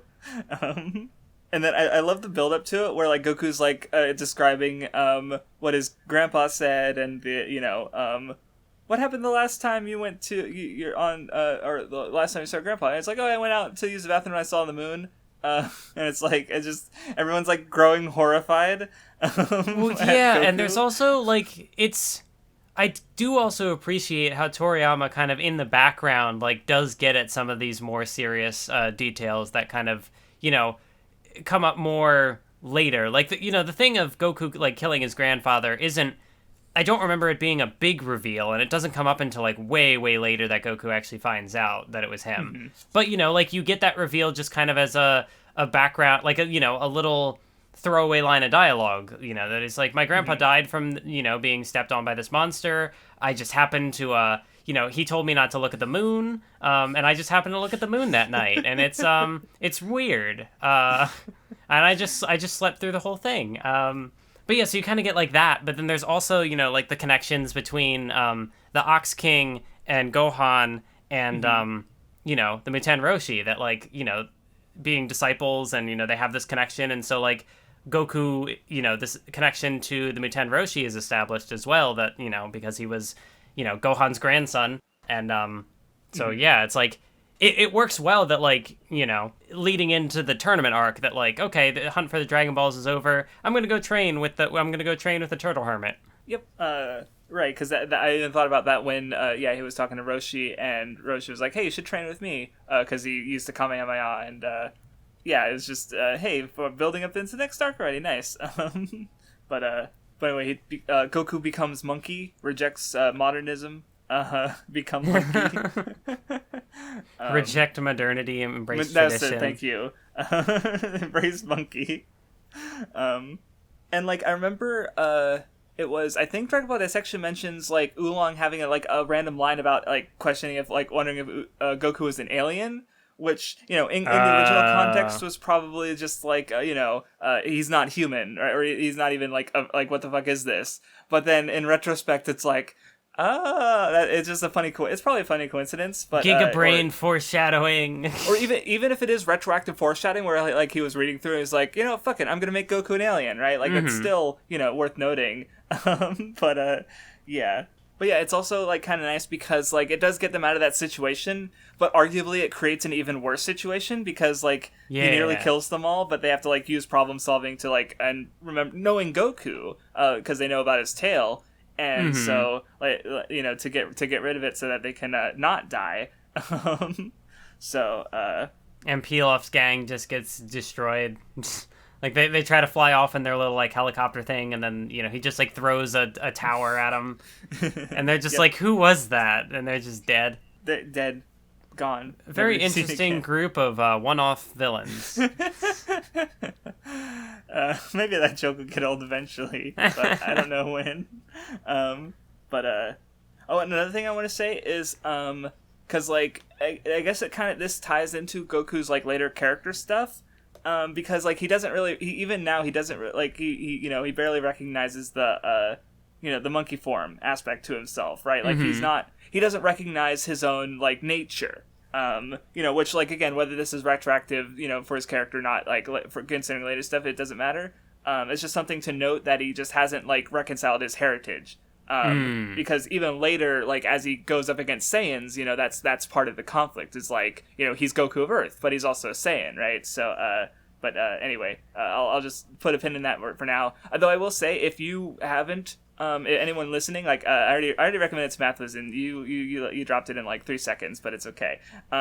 Set the Programmer's video on Goku. I think it's called, or I forget what it's called. I just wanted to mention it because I liked it. It's like a really solid like breakdown of his character arc, and it made me go, "Wow, Goku's a better character than I remember." So maybe I'll appreciate it more when I have like newer context for Dragon Ball, but I don't know. I just wasn't. I mean, I'm not going to rewatch it until after I read Dragon Ball, but I'll probably bring up what I remember and what I noticed relevant to Goku's character arc because, like, I mean, you were kind of like, like just from the first part because he starts out the video talking about the conflict of this arc where the character's trying to find happiness, right? Where Yamcha wants to be not afraid of girls, and Bulma wants a hot boyfriend, and they both like find that, right? Where Goku doesn't really like have specific wants. Like he wants to fight. He wants to fight. He wants to see a cool dragon. But he saw the cool dragon, and now he's fighting, and he's getting fights. Like he doesn't. He doesn't want for anything, which is part of why like he doesn't like he just wants now he wants the the 4-star ball because it's a memento from his grandpa Gohan, right? So, which propels him on to the next arc. And we'll talk a bit more about his character with Roshi, but that's just kind of the foundation of his arc, and and he basically brought up how the theme doesn't go away, and it's like it's still part of his arc even later. Is Goku a reactive protagonist? Yes. Oh no! No, very much so. But because especially rereading it, I noticed some things in the Roshi stuff that was like, oh yeah, that's just Goku's whole character right there. And the nature versus nurture theme strikes again, which is one of the most obvious things that I never noticed because I don't know, I'm bad at noticing it. No, but I just want to mention that video as a video that on Dragon Ball that I liked, though I have not obviously this I haven't watched. I'm not going to rewatch it until I finish reading it, as I said. But it's like a half hour long, so it's kind of a watch. But I don't know, I liked it, and it recontextualized Goku's character in ways that I hadn't thought about before, personally, as someone who again hadn't touched Dragon Ball since 2012. Hopefully someone in the comments finds it interesting, or in watching finds it interesting. I'm sure it is a good video. I don't even remember why I didn't watch it. I don't remember when that was. From what I remember, you basically went, you just pursued happiness, and you you something about you not liking that angle, I guess, that were being mentioned. I don't know. Yeah, that's what I remember. I don't remember. But anyway, it all rounds out. Goku's back as I like how he just starts losing.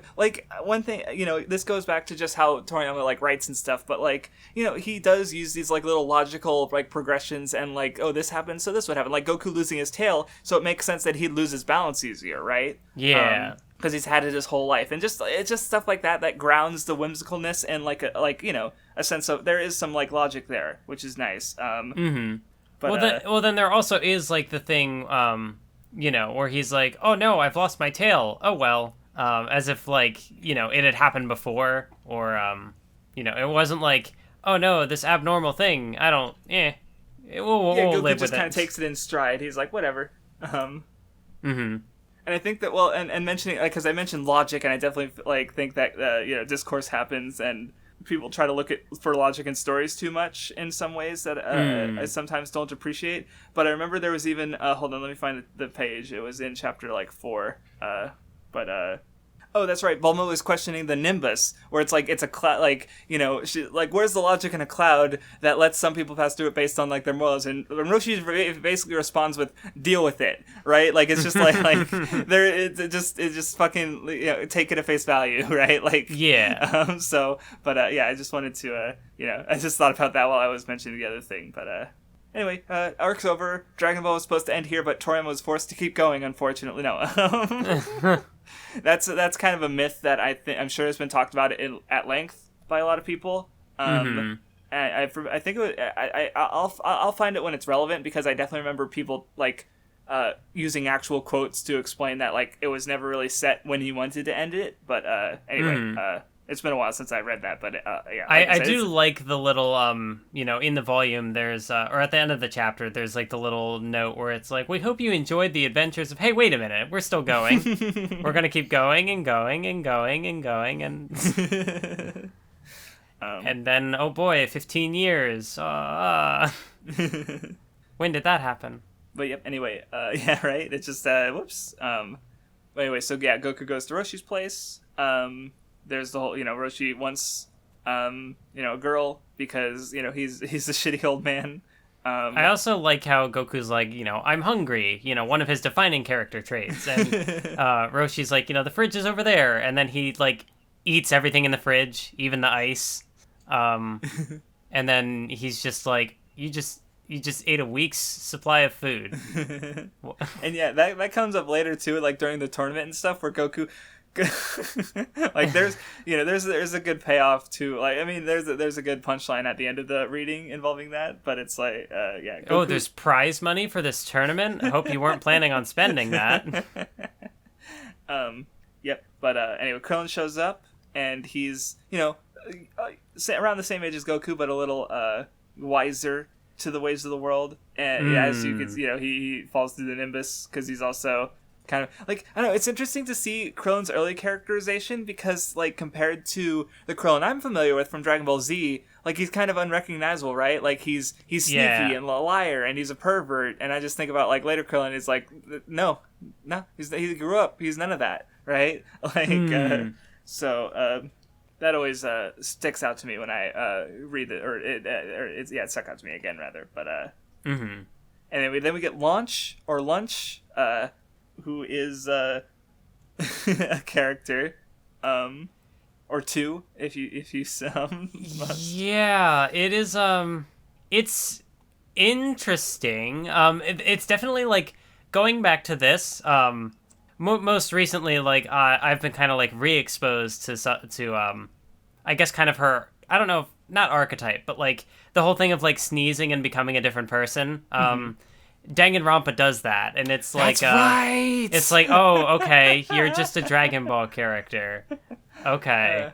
I forgot about that because I was trying to remember. I remember reading it and I was like, this feels familiar. Is there something older than Dragon Ball that it's drawing from? Like, and it it's could like, no, be that. it's yeah, fucking too. Danganronpa. I do wonder if this trope has been used before. Well, another common one is water getting splashed on you, which obviously we just watched Princess Tutu, but also Ranma 1/2, I believe that's an aspect to it. So it's like, just this general like having a character who swaps between like forms of personalities being triggered by something innocuous and like common enough to trigger that the writer could easily like trigger at any time, I suppose. So I don't know, like I would assume that would have happened earlier, but Launch is at least the first example that I know of that I can think of. This trope. Because it is like, I guess that's the thing about her character and maybe why she didn't get used that much, because like becoming Launch is it's kind of like, it kind of grinds everything to a halt because she has such a like violent presence, right? Like if she becomes Launch, then she immediately like interrupts anything that's happening for that joke. Where it's a different like with how Toriyama uses his humor, right? Like even just in this same chapter, there's like, Goku's thing with the pat that like, Kuririn is like, why did I even say that? Why am I saying it now? I'm going to be like probably swapping between names because like just reading the manga and seeing how it is. Anyway, Krillin is like, I'll just tell you up front that I'm male. Like, you don't need to check. And so like, that's a different variation on the joke. Whereas like, with Lunch, it's like, it's set up as like, okay, she, there's like the blonde one, or I guess more in the manga specifically, there's the light-haired one and the dark-haired one. And it's like, okay, one is passive, one is aggressive. So she sneezes and she suddenly become aggressive and the characters freak out. There's only... I do think it's a bit of a shame because I would have liked to probably see more, like... I think that there's more you can do with this. Like, they're two different characters, and they have, like... Yeah. The fact that... One thing I noticed in this reading that I, like, hadn't ever considered, but, like, when she's in the dark-haired form, she can ride on the cloud, which means that, like, she's pure of heart. Do you think that the light-haired one would be able to ride on the cloud? Right, which offers this scenario where, like, they're flying and she sneezes and now, like, she's like, oh, I'm gonna shoot you, and then she's fucking falling and, like, Goku has to save her, right? Like, there's a humorous situation there, right? But I also thought it was amusing how she just kind of like, she's just like, oh, I guess my other personality robbed a bank. Like, she's been living this with this bullshit for so long that she just kind of accepts it, right? There's like, on one hand there are interesting potentials, but on the other hand it's so limiting that I can kind of understand why there's not a lot to do at the end of the day, because like, I mean, I guess if Launch was toned down in a way to not like literally shoot everyone she sees, maybe there was more that he could do. Would have been more that he could do with her. But at that point, would it really be Launch? Well, because I mean, like, the light-haired one definitely does like mellow out in time. Because like you can't, you can't just keep introducing this or keep bringing back this character, and So I won't say that Toriyama does nothing with this character. But it's definitely, like, on the one hand, like, I get it, because, like, even in, I think, like, the second chapter, or the third, or I don't know, it's very quickly where she, like, oh, she's gonna sneeze, but it's just a yawn. And there's like only so many different ways that you can play with that. Yeah. So on the one hand, I kind of get it for like how he probably approached this character as like, I don't know, like maybe it's a little too selling him short to say like, oh, he approached this character as a joke first and a character second. So maybe I won't go that far, but like I can definitely see where maybe if, he found it more difficult to, write her in these scenes or whatever, or find a way to, I don't know. I don't think there's many characters where I will look at this and be like, oh, missed potential. But, I feel like she would be fun as like a, I could see her having like a spin-off like comedy manga where it's just one character is like, especially like that line you brought up where she's like, oh, I probably held up a bank again. Or maybe it was a train. And it's just like, I don't know. There's stuff to work with there. Now imagine like a fanfic like launches daily life where it's just like random scenarios that she ends up in or something. Like imagine she's on a date with someone and like she's sneezing at like something there's a lot of comic potential with this kind of thing. But at the end of the day, like she only really feels like she's there for like 2 or 3 chapters, I suppose. And I don't remember what happens with her later. Maybe she definitely the anime added some stuff. Does come up later. Okay. So we get more time with her, but like as it is so far. Because I'm thinking, like, what else does Toriyama kind of do with this character? Well, she's there so the Muten Roshi can, be a pervert. And it's like, the one facet doesn't, like, the one character doesn't understand what's going on because she's pure. So it's, again, like, the sexual humor kind of, like, coming back into focus from, like, that innocence again, but from, like, a different character.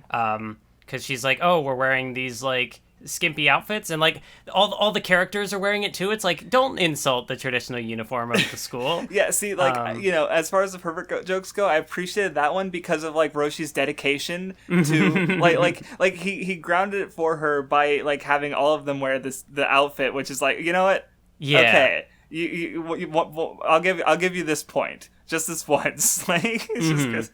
but anyway, keep going. But yeah, and then obviously, like, when the other character is there, she's like, what the fuck are you doing? And again, like, it kind of comes up again when they're in the house, and it's like Goku and her, like, sharing a bed, and she's like, what the fuck are you doing here? And, she's like, she shoots him, and then he's like, oh, you want to fight me? And then he knocks her out.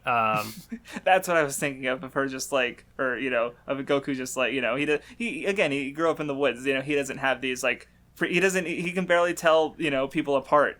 But so like he's person with gun, he's just gonna fight him, right? No matter what. Sorry, I interrupted, but yeah. I think I was pretty much done with that thought. Like, I don't know, she's fun. Yeah. I see. I know the anime added some stuff, but I don't remember what the manga does with her later. So I guess we'll see what happens. Because I'm just like okay, I'll take your word for it. Yeah, I do remember like an anime original scene where like it's a martial arts tournament. I think it's specifically the second one. And it's like Goku has a fight, but like he gets pulled away from the fight by like the fighter's manager, and she's like, "No, don't take Goku from this fight. I bought him ice cream, and it will get it will melt." And it's just like goofy premise, but it's fun because the one I remember is I think Launch, the blonde one, was, or the yellow, in the anime she's blonde, I can say that. She was drinking in like a bar and Vegeta came in. I guess they had a brief interaction, I think. So way later. But I think maybe was it Vegeta? I don't even remember at this point. But I feel like it was in Dragon Ball Z, and it would have been well after her character stopped appearing in the series. Which is kind of interesting. But also, I'm so far removed from it at this point that like now I don't even remember the character who showed up with her. Like I thought it was Vegeta for some reason, which would have said it after like Saiyan or Frieza stuff, which is like really really late. But also, I don't remember. So yeah, I don't know what you're talking about. Yeah, right. Because I don't blame you. Memory is gone. Well, especially because I assume you didn't watch all of the original Dragon Ball Z anime because you were watching Kai, or did you watch all of Dragon Ball Z? Probably not. I probably didn't actually see all of Z. Gotcha. It would have been in the original Z anime, not Kai, I would assume. So, but anyway. But it's also like I guess I don't even fully know like what I've seen of the original Z because like that material would have just been supplemented by Kai at some point. Or any other like the Dragon Ball Bridge, any other kind of thing that you went through that would have been relevant, right? So, but anyway, aside from launch and lunch, we have just Roshi's training in general, and where like, going back to like, pervert characters outside of their perversity, like this is where Roshi's like the good parts of his character are, because he is, he's a competent martial arts teacher, and he basically gives Goku his whole like ideology, I guess, just the way he talks about like martial arts and stuff of like, if there are those who seek to terrorize decent people with undeserved power, you must defeat them. Yeah. Right? Or, especially the train hard and enjoy life, right? Like, that's what Goku does. He trains hard and he tries to have fun with his life. Like, that's just Goku's whole character in a speech bubble, right? Mm-hmm. And all of that comes from Roshi, which, sets up Roshi as this really important, influential figure for Goku, right? Which also makes sense because, he trained Gohan, who is also an important, influential figure for Goku. But, so here's Roshi just instilling that within Goku. And, of course, with the overall intent being to, there's always someone stronger, which becomes way more true than Roshi would ever know. But, I'm also just thinking back to the, like, again, on that joke with lunch, because, like, there's the, with the training where they're, like, doing the running, and he's like, oh, you need to be able to, like, break through the wall of humanity. And then he's like, now get me a beer. And he goes to the house, and then, you see, like, Lunch chasing him, and there's, like, Roshi and Goku, like, hiding behind some rocks, and he's like, now Krillin's starting to reach the wall of humanity. Just, like, running for his life. Yep. But, yeah, the stuff with the whole training sequence in general is just, it's really good. And just, like, the early dynamic with Goku and Krillin as well, because, it's a shame. Maybe it's a bit of a shame that it doesn't last any longer, but I guess it kind of is another one of those things that I don't know. Like it makes sense that this is a thing that that will probably come up again as far as like training montages kind of happening, and there is like some perceived character development that happens during it. Because like with Krillin, there's the stuff even before they do the milk delivery where. They have to find the stone, and he's, like, tricking Goku, and, it ends up that, like, oh, you can't eat dinner, Goku, but it works against Krillin because they all get food poisoning, because Lunch isn't actually a good cook. Right. Which is ironic, given her name. She is Lunch, but she can't make lunch. Sad. But no, that was a whole good sequence because, like, I'm mostly thinking about the later fight between them at the next Tenkaichi Budokai, but it is kind of like this proto, like, Luffy versus Usopp, where you have, like, the trickster character versus the honest, gullible character, who are friends who are also fighting. But yeah, because, like, that's, really well established here with Krillin, he can be kind of a piece of shit, abusing Goku's, like, honesty. But then, I do like how... Because, like, especially... I almost wonder if that, like, last text bubble was added because Toriyama realized, like, as is, this chapter is really mean-spirited towards Goku, right? Yeah. Like, I could see the editor saying something like that, or Toriyama realizing it and just like, oh, yeah, they got food poisoning, right? Which also kind of, like, makes sense because, it's punishing Krillin for, winning the way he did, right? Even though Goku also needs to, like, advance and mature... so he's still like, no, he didn't get to eat, but yeah, just, and it's also like more characterization for Lunch in that way because like, oh, she just is the girl who stays at home and cooks the food and stuff, but oh, she's actually a bad cook. Right. So, like... it does a little more to humanize her that she's not just like this perfect, being who is like, I don't know. Yeah, well, and I guess another way you could look at it is that, like, Roshi sought a woman out, he wants, like, the caretaker aspect, he wants, the beauty aspect, and she's, a bad caretaker. She's, half the time she's a beauty, half of the time she's a beauty who's trying to fucking shoot you to death. So it's like, right, like she completely corrupts what his desires, which is, just shitting on him for being a shitty old man, and it works. So, yeah. And I also just really like, I guess, the nature of the training because, like, they're delivering milk. So, like, they're like, helping the townsfolk while also doing their training. But then just also, like, the I don't know, the mechanics of the training that, like, they do the milk delivery by, like, running through all these places, running up a mountain. And, then they have to, like, they have to, dig the fucking field with their hands. and the stuff with the bees to like that train was their funny, where he's just like, evasiveness. yeah, I'm gonna tie you with these ropes to this tree. Why? So you don't have a lot of room to dodge. And he just fucking whacks the beehive and runs the fuck away. Like, you piece of shit. That's funny. And then, they have the study session, which, of course, Krillin is like, I can't lose in this part. I do think he does otherwise, like, structure it really well, though, because, like, he walks us through, like, the daily training cycle, and that takes a couple chapters, and then it's just like, okay, we've seen it once, so yeah, then we kind of just get the training montage real quick, and then, 8 months have passed, and they're now, I don't know, but, like, it works in that way, because, like, we get the lessons, we see what everything is for, and then, yeah, I don't really, other than, like, maybe Krillin could have had more moments to, because, like, by the end of it, he just kind of is buddies with Goku, and he doesn't really have the same trademark of, being a little shit. Right. Well, because, you mentioned how that aspect kind of goes away, and it makes sense why it would go away, because, like, if he's a friend of Goku, he doesn't need to, like, one-up him by being tricky, right? And that, because that kind of betrays the point of martial arts. Like, to use the Pokemon analogy that I love to use, Krillin's a dark type, but he has to, like, grow beyond being that tricky, sneaky, mischievous dark type, right? He has to, because pure martial arts, fighting beats dark, right? Dumb analogy, but it works. So maybe it's not that dumb, but maybe me bringing this up is a bit of that like Dragon Ball dissection influence, because like even looking through the panels and stuff, like you see, I mean, considering that like he was working alongside Goku for 8 months, doing all this grueling training. I mean, you see like there are some conversations where like they're running away from the dinosaur, and they are they've improved enough that they're able to just kind of have a casual conversation while being chased by this thing that, a few months earlier they were running for their lives from.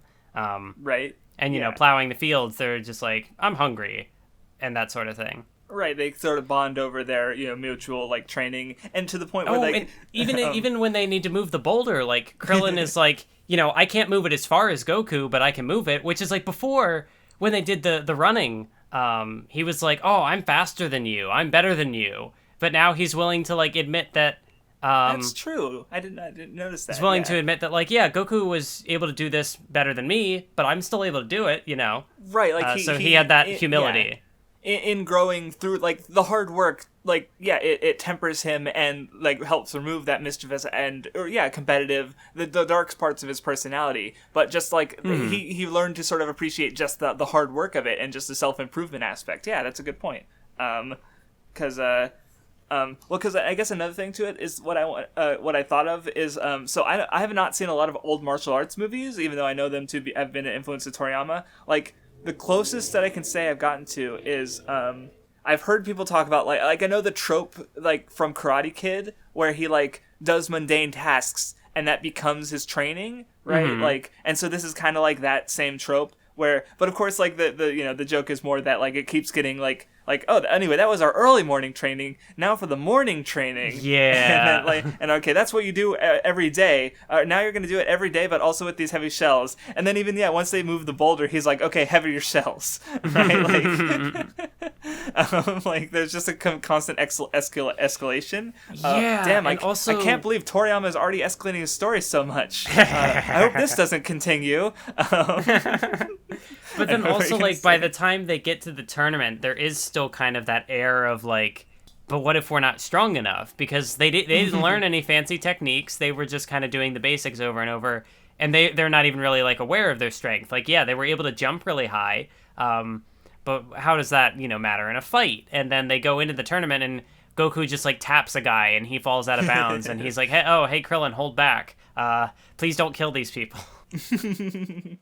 Which, I guess kind of drives home how much they're training, like, the humility aspect, where they didn't think of it as, like, it was hard work, and doing it for that long, they found out how weak they really were, even though they've become, like, literally some of the strongest people in the world, right?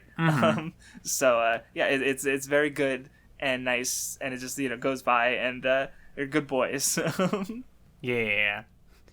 Also, just noticing that, like, they change into the gi, and it's like, oh, there it is. That's gonna stick around. The iconic outfit, right?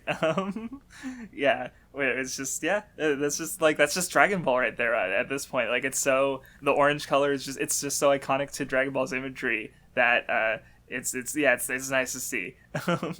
But it's even like just thinking about like the outfit Goku had before and the outfit Krillin had before, even that it's like I'm pretty sure in the Red Ribbon Army arc he also is wearing that outfit. So it's like, well, R.I.P. to the original clothes. You had a good run. Yep. But anyway, yeah. Then we get to Dragon Ball's starting to become an action manga, more so. Tournament arcs. I can't believe Dragon Ball invented tournament arcs. What's Kinnikuman? Pained laughter, remembering Kinnikuman. And yeah, there's also like, because you can kind of see with the two guys from the same temple that Krillin came from, where they're kind of like they're shitty in their own ways, right? So you can kind of see how he grew up in that environment and became like that in a way, right? But then now he has humility, and he even has like, you know, he's still afraid of them, but then he wrecks them, and I also like the bit where Goku originally tells him to hold back, and then he's like, those guys didn't seem very nice. Hit him with all you've got. Right, which is, you know, you can see that going to like Roshi's whole thing, where like, you know, because in a way that like, you know, they're not like destroying things, but they're still like terrorizing Krillin on a very minor scale, right? So Goku goes, fuck it. Beat thy ass. And also like Krillin doesn't like rub it in either when he beats these guys who've been bullying him for how long. He's just like, wow, I'm fucking strong. I'm scared. Like, and he moves on. Like I don't think those guys show up again. No, it's just, so he just you know, he's beyond that point. Right, which is, it's a small thing, but it is still like a marked example of like how he's changed a little bit, right? So it's nice. But then he's still got some tricky aspects, like I'm just looking through and he fights the guy who looks a lot like Bruce Lee, and he's like, I'm a zombie, just kidding. Like he's fucking around a little bit, right? And being like he's not, it's not mean-spirited, but he's still like got a little bit of that trickiness still in his in his, you know, attitude, even if it is kind of just a little joke. Just something I noticed. And Yamcha shows up. He has short hair now. Yamcha's here, and then he gets a fight, and it's like, oh no, Yamcha's dead. Wait. See, it's like, because it is kind of, you know, like that's kind of an unavoidable meme, right? Of Yamcha being just the what's the word? Jobber, right? It all starts here, right? I mean, you know, he jobs to, again, the strongest man in the world, but he does get beat pretty easily, so it's like, oh, sad. Yeah, like at least in the very beginning, you know, I mentioned him in my Jobber video as an example. Like in the very beginning, he's up against like Jackie Chun, and in the 22nd martial arts tournament, he's against Ten Shinhan, who all, you know, the finalists of the tournament. So it's not like he's losing to just scrubs. It's and really even in the 23rd tournament, he literally fights God. So like, you know, it does kind of, I guess, run its course over time, which is why, like, yeah, I did mention him in my Jobber video as like, he's kind of just fodder. But I don't know, he's good in that role, I guess. He's just also, yeah, he's a good boy. He's just also fodder. And like in this particular arc, it works well, because like he does have that interaction with Jackie where it's like, you've clearly been in some like serious battles, but you know your movements are unrefined because like he hasn't trained with the turtle hermit. He's just kind of a rogue bandit guy. Right. Yeah, he still has a way to go in when it comes to martial arts. So it makes sense that he wouldn't do, you know, he got locked. Not he made it though. He's still like a strong person in the world. Though even though I keep saying that, because I remember there was even one line, and maybe it's a translation liberty, but you know, Roshi as Jackie Chun says something like hold on, where was the line? He calls it like a glorified carnival or something like that. And I just thought that was interesting because, like, it's, you know, especially when you consider the intent of him entering the tournament is to teach Goku a lesson about how, like, there's always going to be someone strong in the world, right?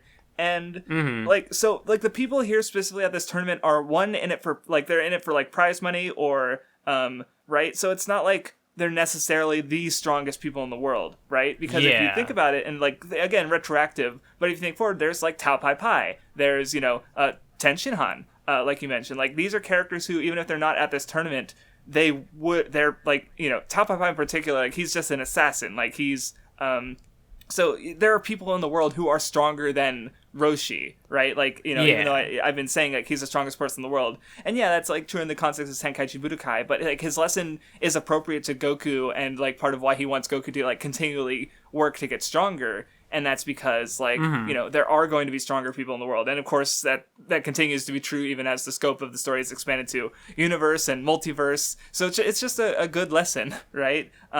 Because, like, again, people, like, get on Dragon Ball for its, like, escalation of power levels. But, like, even in this very early arc, you kind of, like, I guess, ideologically prepare for that, if that makes sense. So it works in that way, I think. It's a good theme. And then Toriyama was like, I can make a manga out of this. Yep. As if he wasn't already making a manga. But there's a nice little reunion when Goku meets everyone again, like Bulma and Oolong, and they're like, "Hey, we knew each other for like a week. I guess that means we're gonna be friends for life."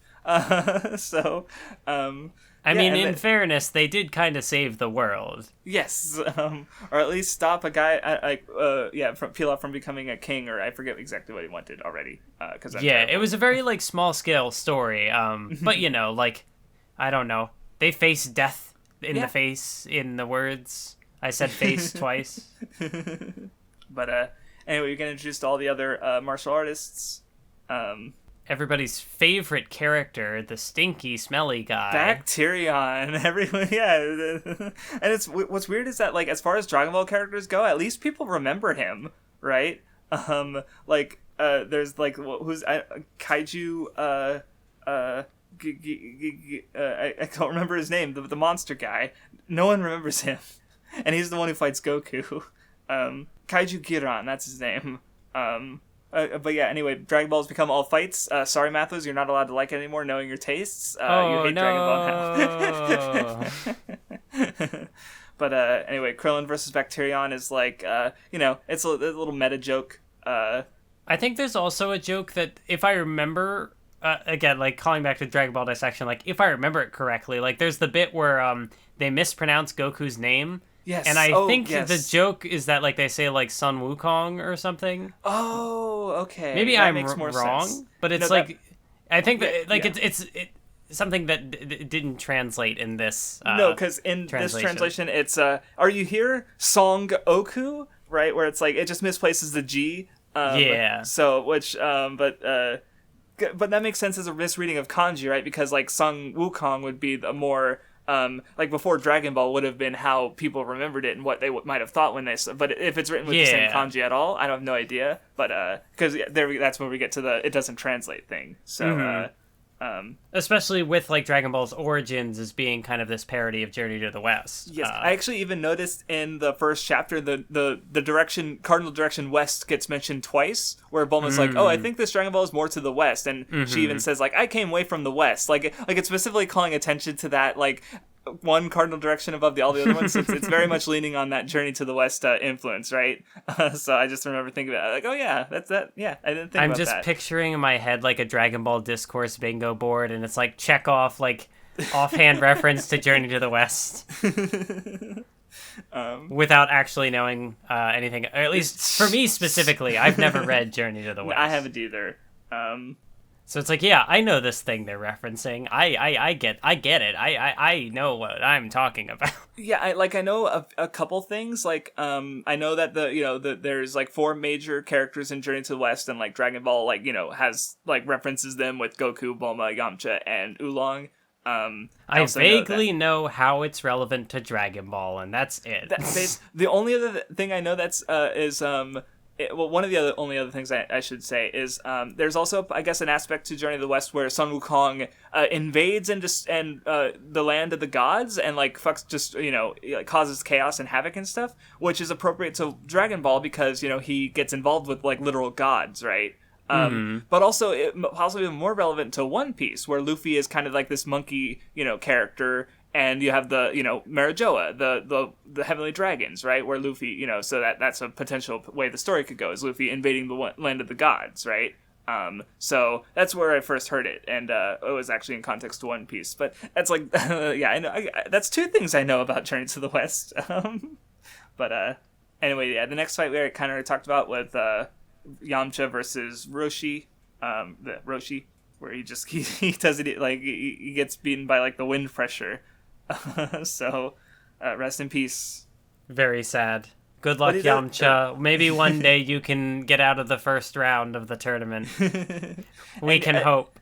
And and he still kind of becomes relevant because like he starts to suspect that Jackie Chun is actually Roshi, major plot twist, and then like him investigating him becomes like a recurring thing throughout the arc. Yeah. Anyway, then we get a fight that you actually noticed more to it than me, I think. With did we skip over Krillin's fight, or was it just very short? I thought, did we have more to say? There was a meta joke with the nose. Yeah, there's like the only thing I thought to say was like the joke with the nose. Yeah, I brought it up. Like, it was, it's kind of fun. That's about as much time as the fight deserves, honestly. Yeah, no, and like the only other thing, like I said, I mentioned that people somehow remember this character, so I guess that's something about, as far as like minor Dragon Ball characters go, like, okay, is this one? Sure, I guess, why not? But, though I guess thinking about him, and his outfit especially, I guess Bacterian, like, maybe the reason people remember him is that he is kind of this parody of, like, he's a wrestling heel kind of character, right? Where he takes this one gimmick, and he owns that gimmick, right? Because I just, which my only context is, like, Super iPatch Wolf's video on wrestling heels, but I'm like, Bacterian would be one of those characters, right? Like, because like there's a whole section of the video where he goes into like a bunch of like really bad wrestling heels that people don't remember. And oh, it's like, no! Oh my god! Oh no! That's right. There was, I believe, like a really bad. Like one of the things he mentions is just like a guy who is smelly and gross. Did he? I don't think this character is No, this character could not possibly have been a reference to that wrestler because he did not exist yet, if my memory is correct. Because that would have been like early 90s, and Dragon Ball was early 80s or mid 80s. Right. So it's probably that it's more likely that they both like were independently conceived, right? Because I doubt Dragon Ball would have been popular enough to be known to like the wrestling, writing community who are devising these characters. And then of course, if he wasn't in it, I mean, the history of wrestling, wrestling does have a history in Japan. True, so maybe they went overseas and were like, oh, I just happened to read this comic. Yeah. It's called Dargan Bal. Dargan Bal. Yeah, it's a little obscure, but we can use this. Like, this character, he's literally a wrestler. Let's use this. And then 5 years later, it's like, shit, we used the wrong character. Should have used, I don't know. But anyway, yeah, then after that was Namu versus Ranfan, where, one other thing that, you can say what you said again, but because, like, we get his backstory and stuff, but one thing I noticed about the fight, because, like, Roshi sees, like, his really serious look, and he's like, oh, no gags here, but then, like, there are gags in the fight, which is funny, but they're played off the fact that he's this really serious character, and it makes it work better, I guess, But then, yeah, you said earlier about how, like, in order to win the fight, he has to stop seeing, seeing her as, like, a woman and just see her as an opponent. Or, well, I guess he literally just decides not to see her. But, they're short fights, so it makes sense to not dwell too much on them. Yeah, and this one in particular is a fight between two characters who are both side characters, as opposed to, like, right. Match 1 has, Krillin, match 2 has Jackie Roshi Chun, and Yamcha, and then match 4 has Goku. So it's like the 4 characters were in their own fights, and this one is just kind of a fight needs to be here.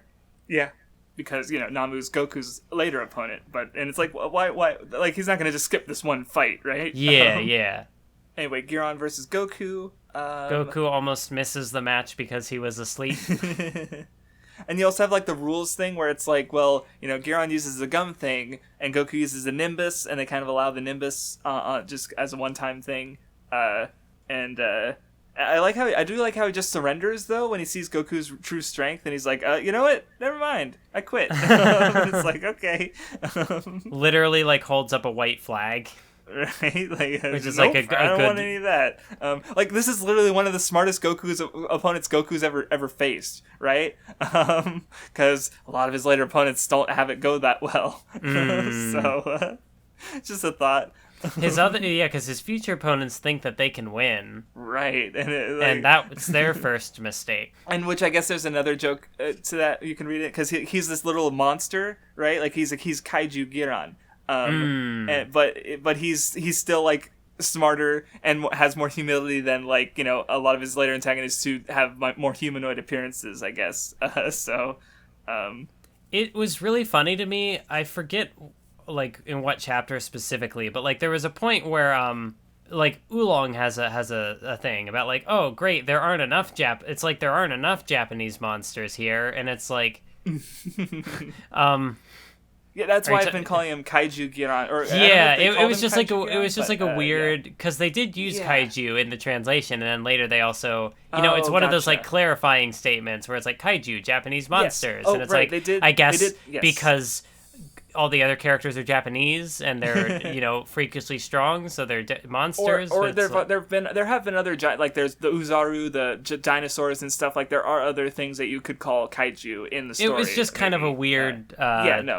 Offhand thing. Like I get it, like in they probably said like there aren't enough kaiju here, or like there aren't enough monsters here, but then when they're like to specify like Japanese monsters, it's like huh? Yeah, no, and they kind of did that in the first chapter too, where the Bulma, that means bloomers, and it's like, because like obviously in the original Japanese, like it would just sound like bloomers, right? Her name, but of course, but like it's also like she's a character who her shirt little says Bulma, and because Toriyama's English isn't necessarily the best, which is normal for manga in general, right? Because their skill is art and storytelling, not English, right? They're not right, so like they kind of couldn't avoid it, I guess, but they still had to explain, why is Goku laughing, right? So they use that kind of like signify, or what's the word they used, where it's like calling attention to the language, I guess, to explain the language. But yeah. Oh, anyway, before the next fight, there's like a little comedy bit where like the announcer interviews Goku, and like, oh yeah, I learned how to count now. I'm actually 12, and then he like moons the whole audience on accident because he's Goku. What the heck? We've been talking on the podcast for like 2 hours? This is... I know, and enjoying ourselves? Is something wrong? I remember this feeling. I had it once, so long ago. Like, I don't think this happened since, Ashita no Joe? Did we even have any 2-hour episodes on Joe? Maybe 1 or 2, but, damn, it's been a while. Yeah, we should drop this manga and just keep reading Kinnikuman. No. So anyway, next we get Jackie Chun versus Krillin. I like the bit where they move so fast that they have to recreate the scene in slow motion for everybody to see. Like, on my first reading, that was like the first part Dragon Ball really made me laugh, and on the second reading, I think it's just like... it might be one of my favorite jokes in this reading, at least. Because it's just like it gets so absurd, right? The part that kills me, I think specifically, is because like there's obviously like the slow motion part of it, but when they like use the announcer to help them reenact the slow motion like jumps and stuff, like that's when it goes to being like the humor. Like it's already a funny scenario, right? Where they're just stepping back and explaining what the fuck happened in that super speed thing. But when the announcer gets in on it and has to like help them like flip and flying kick. It's just funny. Yeah. And even like within that, like I think it also kind of works like in retrospect, knowing that like characters remarking that like, oh, it was so fast, I didn't even see them move, like will be a recurring thing. Right. So to see it kind of being poked fun at like very early on, like what all do they do in this sequence? There's some, there's obviously some fighting that happens, but there's also like they're like insulting each other. They took some time to think. To just ponder life. They're like, he was spitting boogers, so I pulled back my fist, or something like that, right? Like, just the and then they did some rock paper scissors, and then I really like the bit where like Krillin is like, Jackie tells him to look one way, and he's like, no, I'm gonna look the other way, but he still ends up doing what Jackie wanted him to do, and he's like, I got so mad I outsmarted myself. Right, it's just a really funny sequence, all taken from like they move so fast, what happened, and it's just like it grinds the fight to a complete halt, but that in itself is part of the joke. So it's good. But yeah, And then then- go on. Yeah, I was gonna say then Krillin almost wins for a hot second. Yeah, I guess compared to Yamcha, like as a jobber, like Krillin gets a better showing here, right? Where he pushes him a little harder. He gets him to use the Kamehameha, and then Jackie Chun gets serious with the after images, and It also just takes works him out. better for like that to be Krillin and not Yamcha because Krillin's the one who did the training, so we can Right. really see like the fruits of his training. Like, oh, he's able to kind of he's able to hang with his sensei here a bit.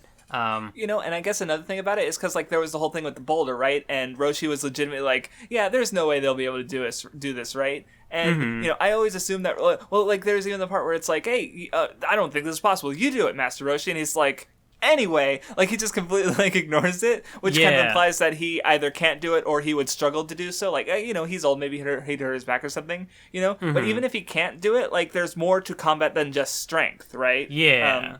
So even if they did happen to be physically stronger than him, he still wins through technique, which is good to establish, right?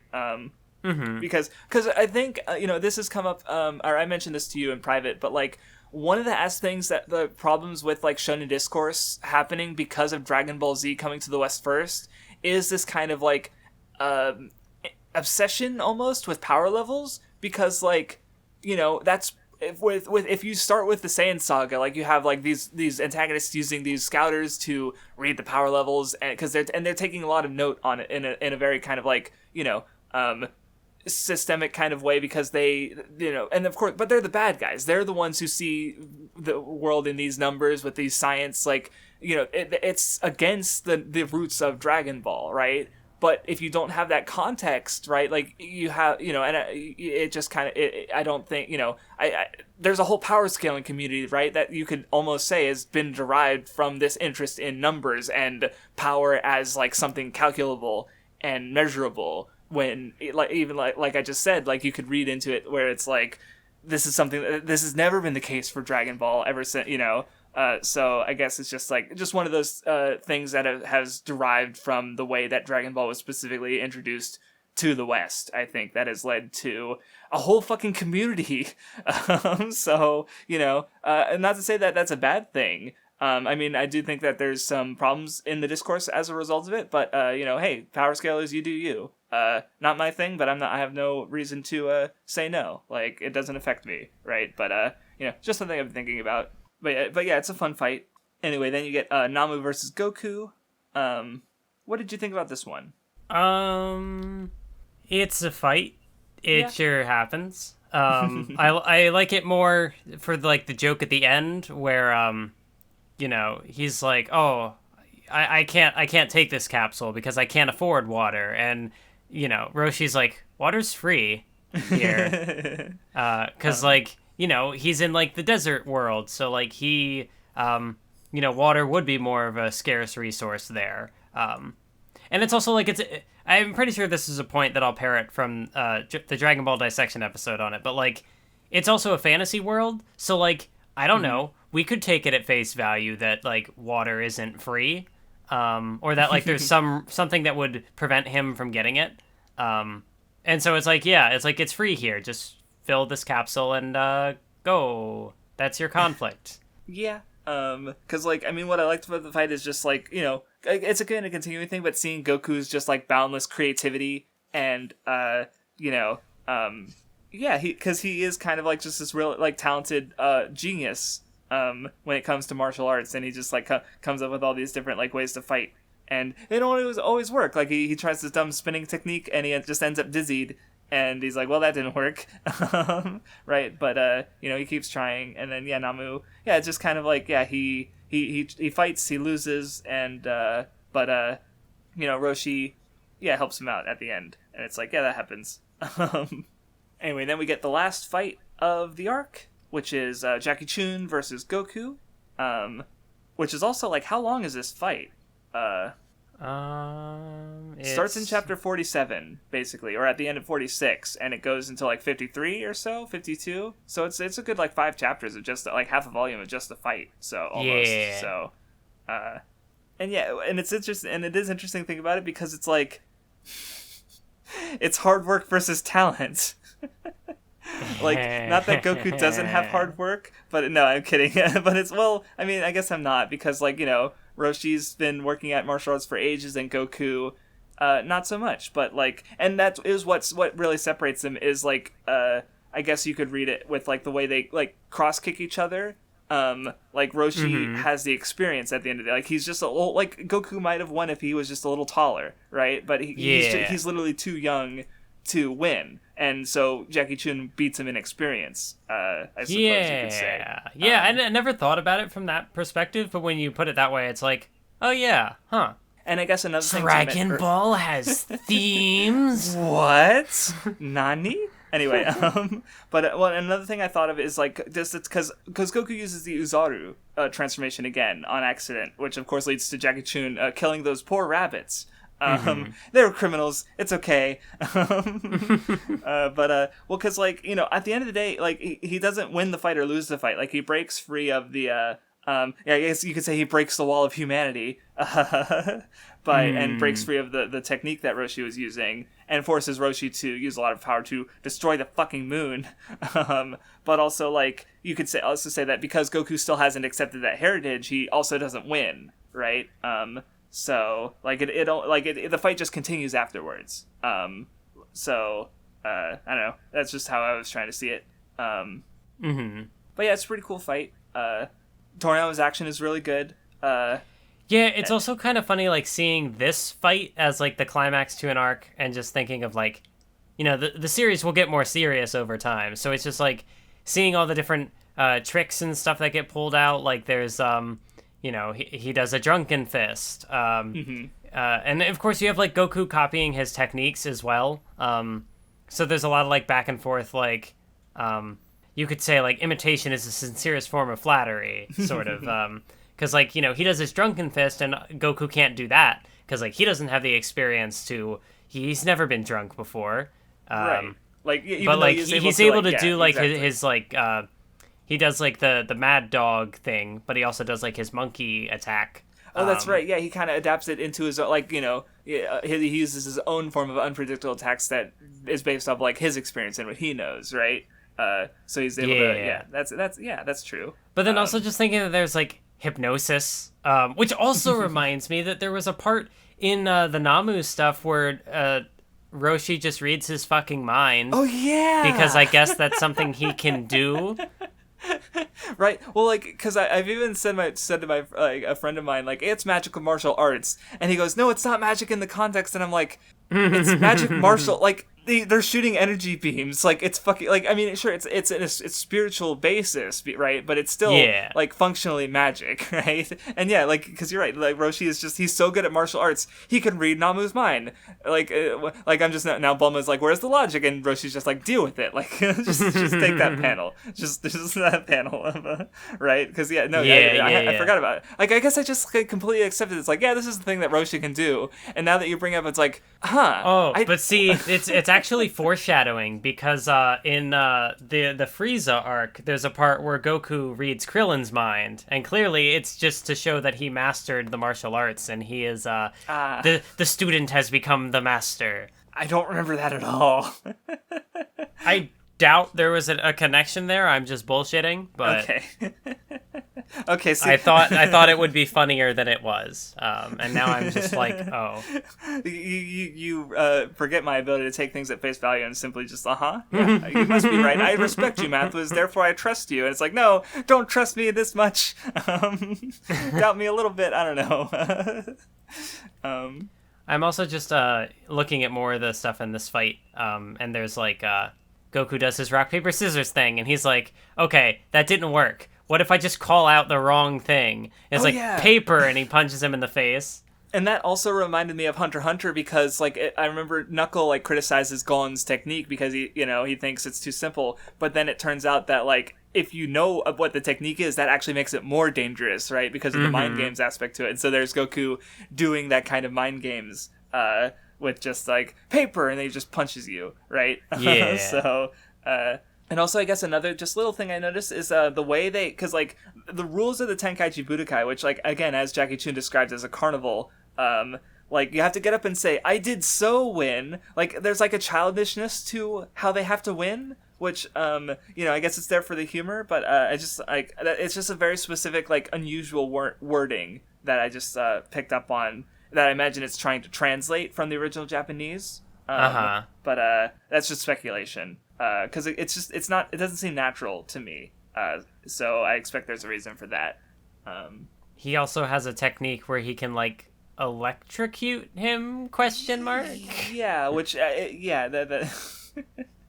yep, it does that. That's the whole thing that happens. And we also get a beam struggle. Oh. Yes, I thought about that. It's like, oh, this is the first. Well, because especially like I think of it less through. I mean, it's definitely been a thing in like obviously some of the major Dragon Ball fights, like Goku versus Vegeta, Gohan and Cell. But I also remember it from playing the video games because it's like it's so important to Dragon Ball that it's literally becomes, like a mechanic. Exactly, right? Where you have to like rotate the joystick to overpower the opponent, right? Yeah. So it's just like and of course I played the especially like Budokai 3 with my brother a lot, and so yeah, and it was always fitting because my favorite character to play was Goku and his favorite character to play was Vegeta, so we'd get to like relive the matches from the show in a sense.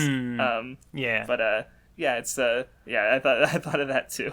I also like how the solution to like bring Goku back from the ape form is to blow up the moon, obviously.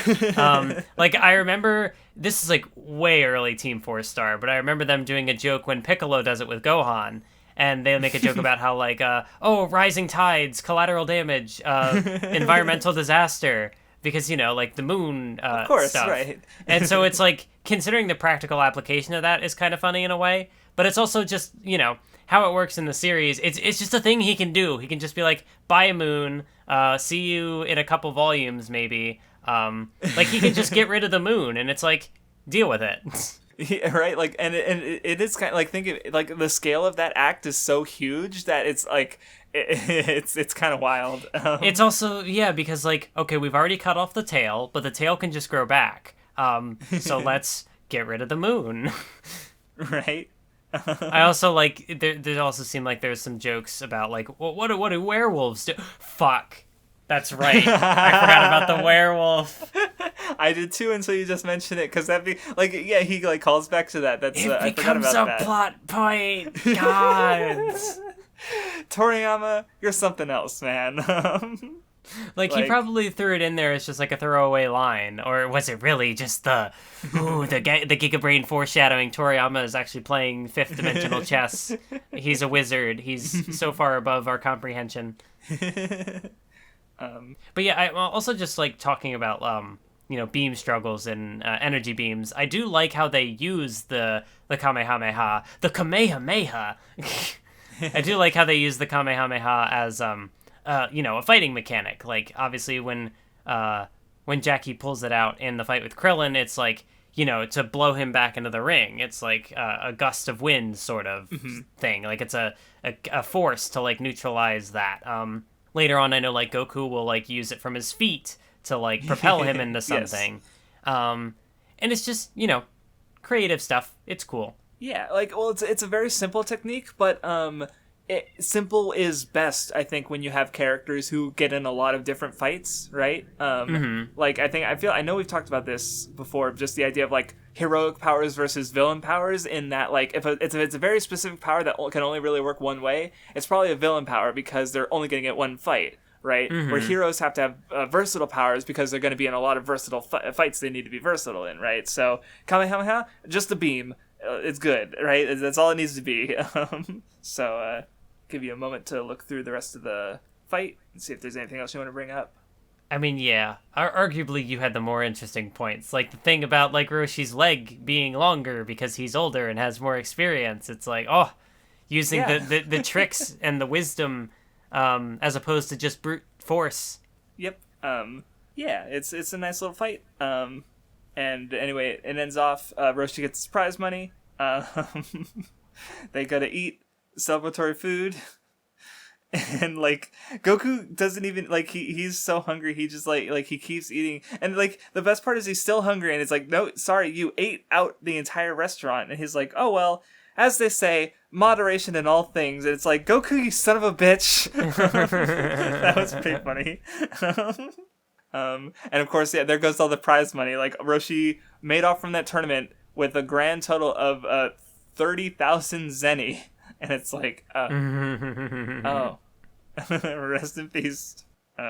Yeah, and it's, I also like how his, presenting himself as Jackie Chun also kind of ties into the theming of, like, there's always someone stronger. So it's not just like, oh, our master is stronger. It's like, there's also this guy. And if there are these two people, then, like, who knows who else could be this powerful. Right, which, it's a good way to establish that lesson to Goku so that, and, again, like, work hard and enjoy life, right? Like, Goku, never stops working hard and training, and, he never stops improving, and it's just good. It's just good, and, like, martial arts does have these, like, positive qualities to its practice with just, self-betterment, and, Dragon Ball, captures that, and it is good. I felt good reading this manga and finishing these arcs, and I was like, yeah, satisfaction. It was nice, and it's just a nice, pleasant read.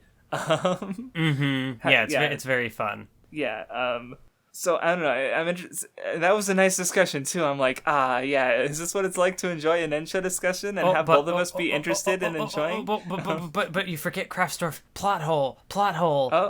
Goku ends the arc looking for the Dragon Balls, but they were only training for 8 months. Has it even been a full year? No!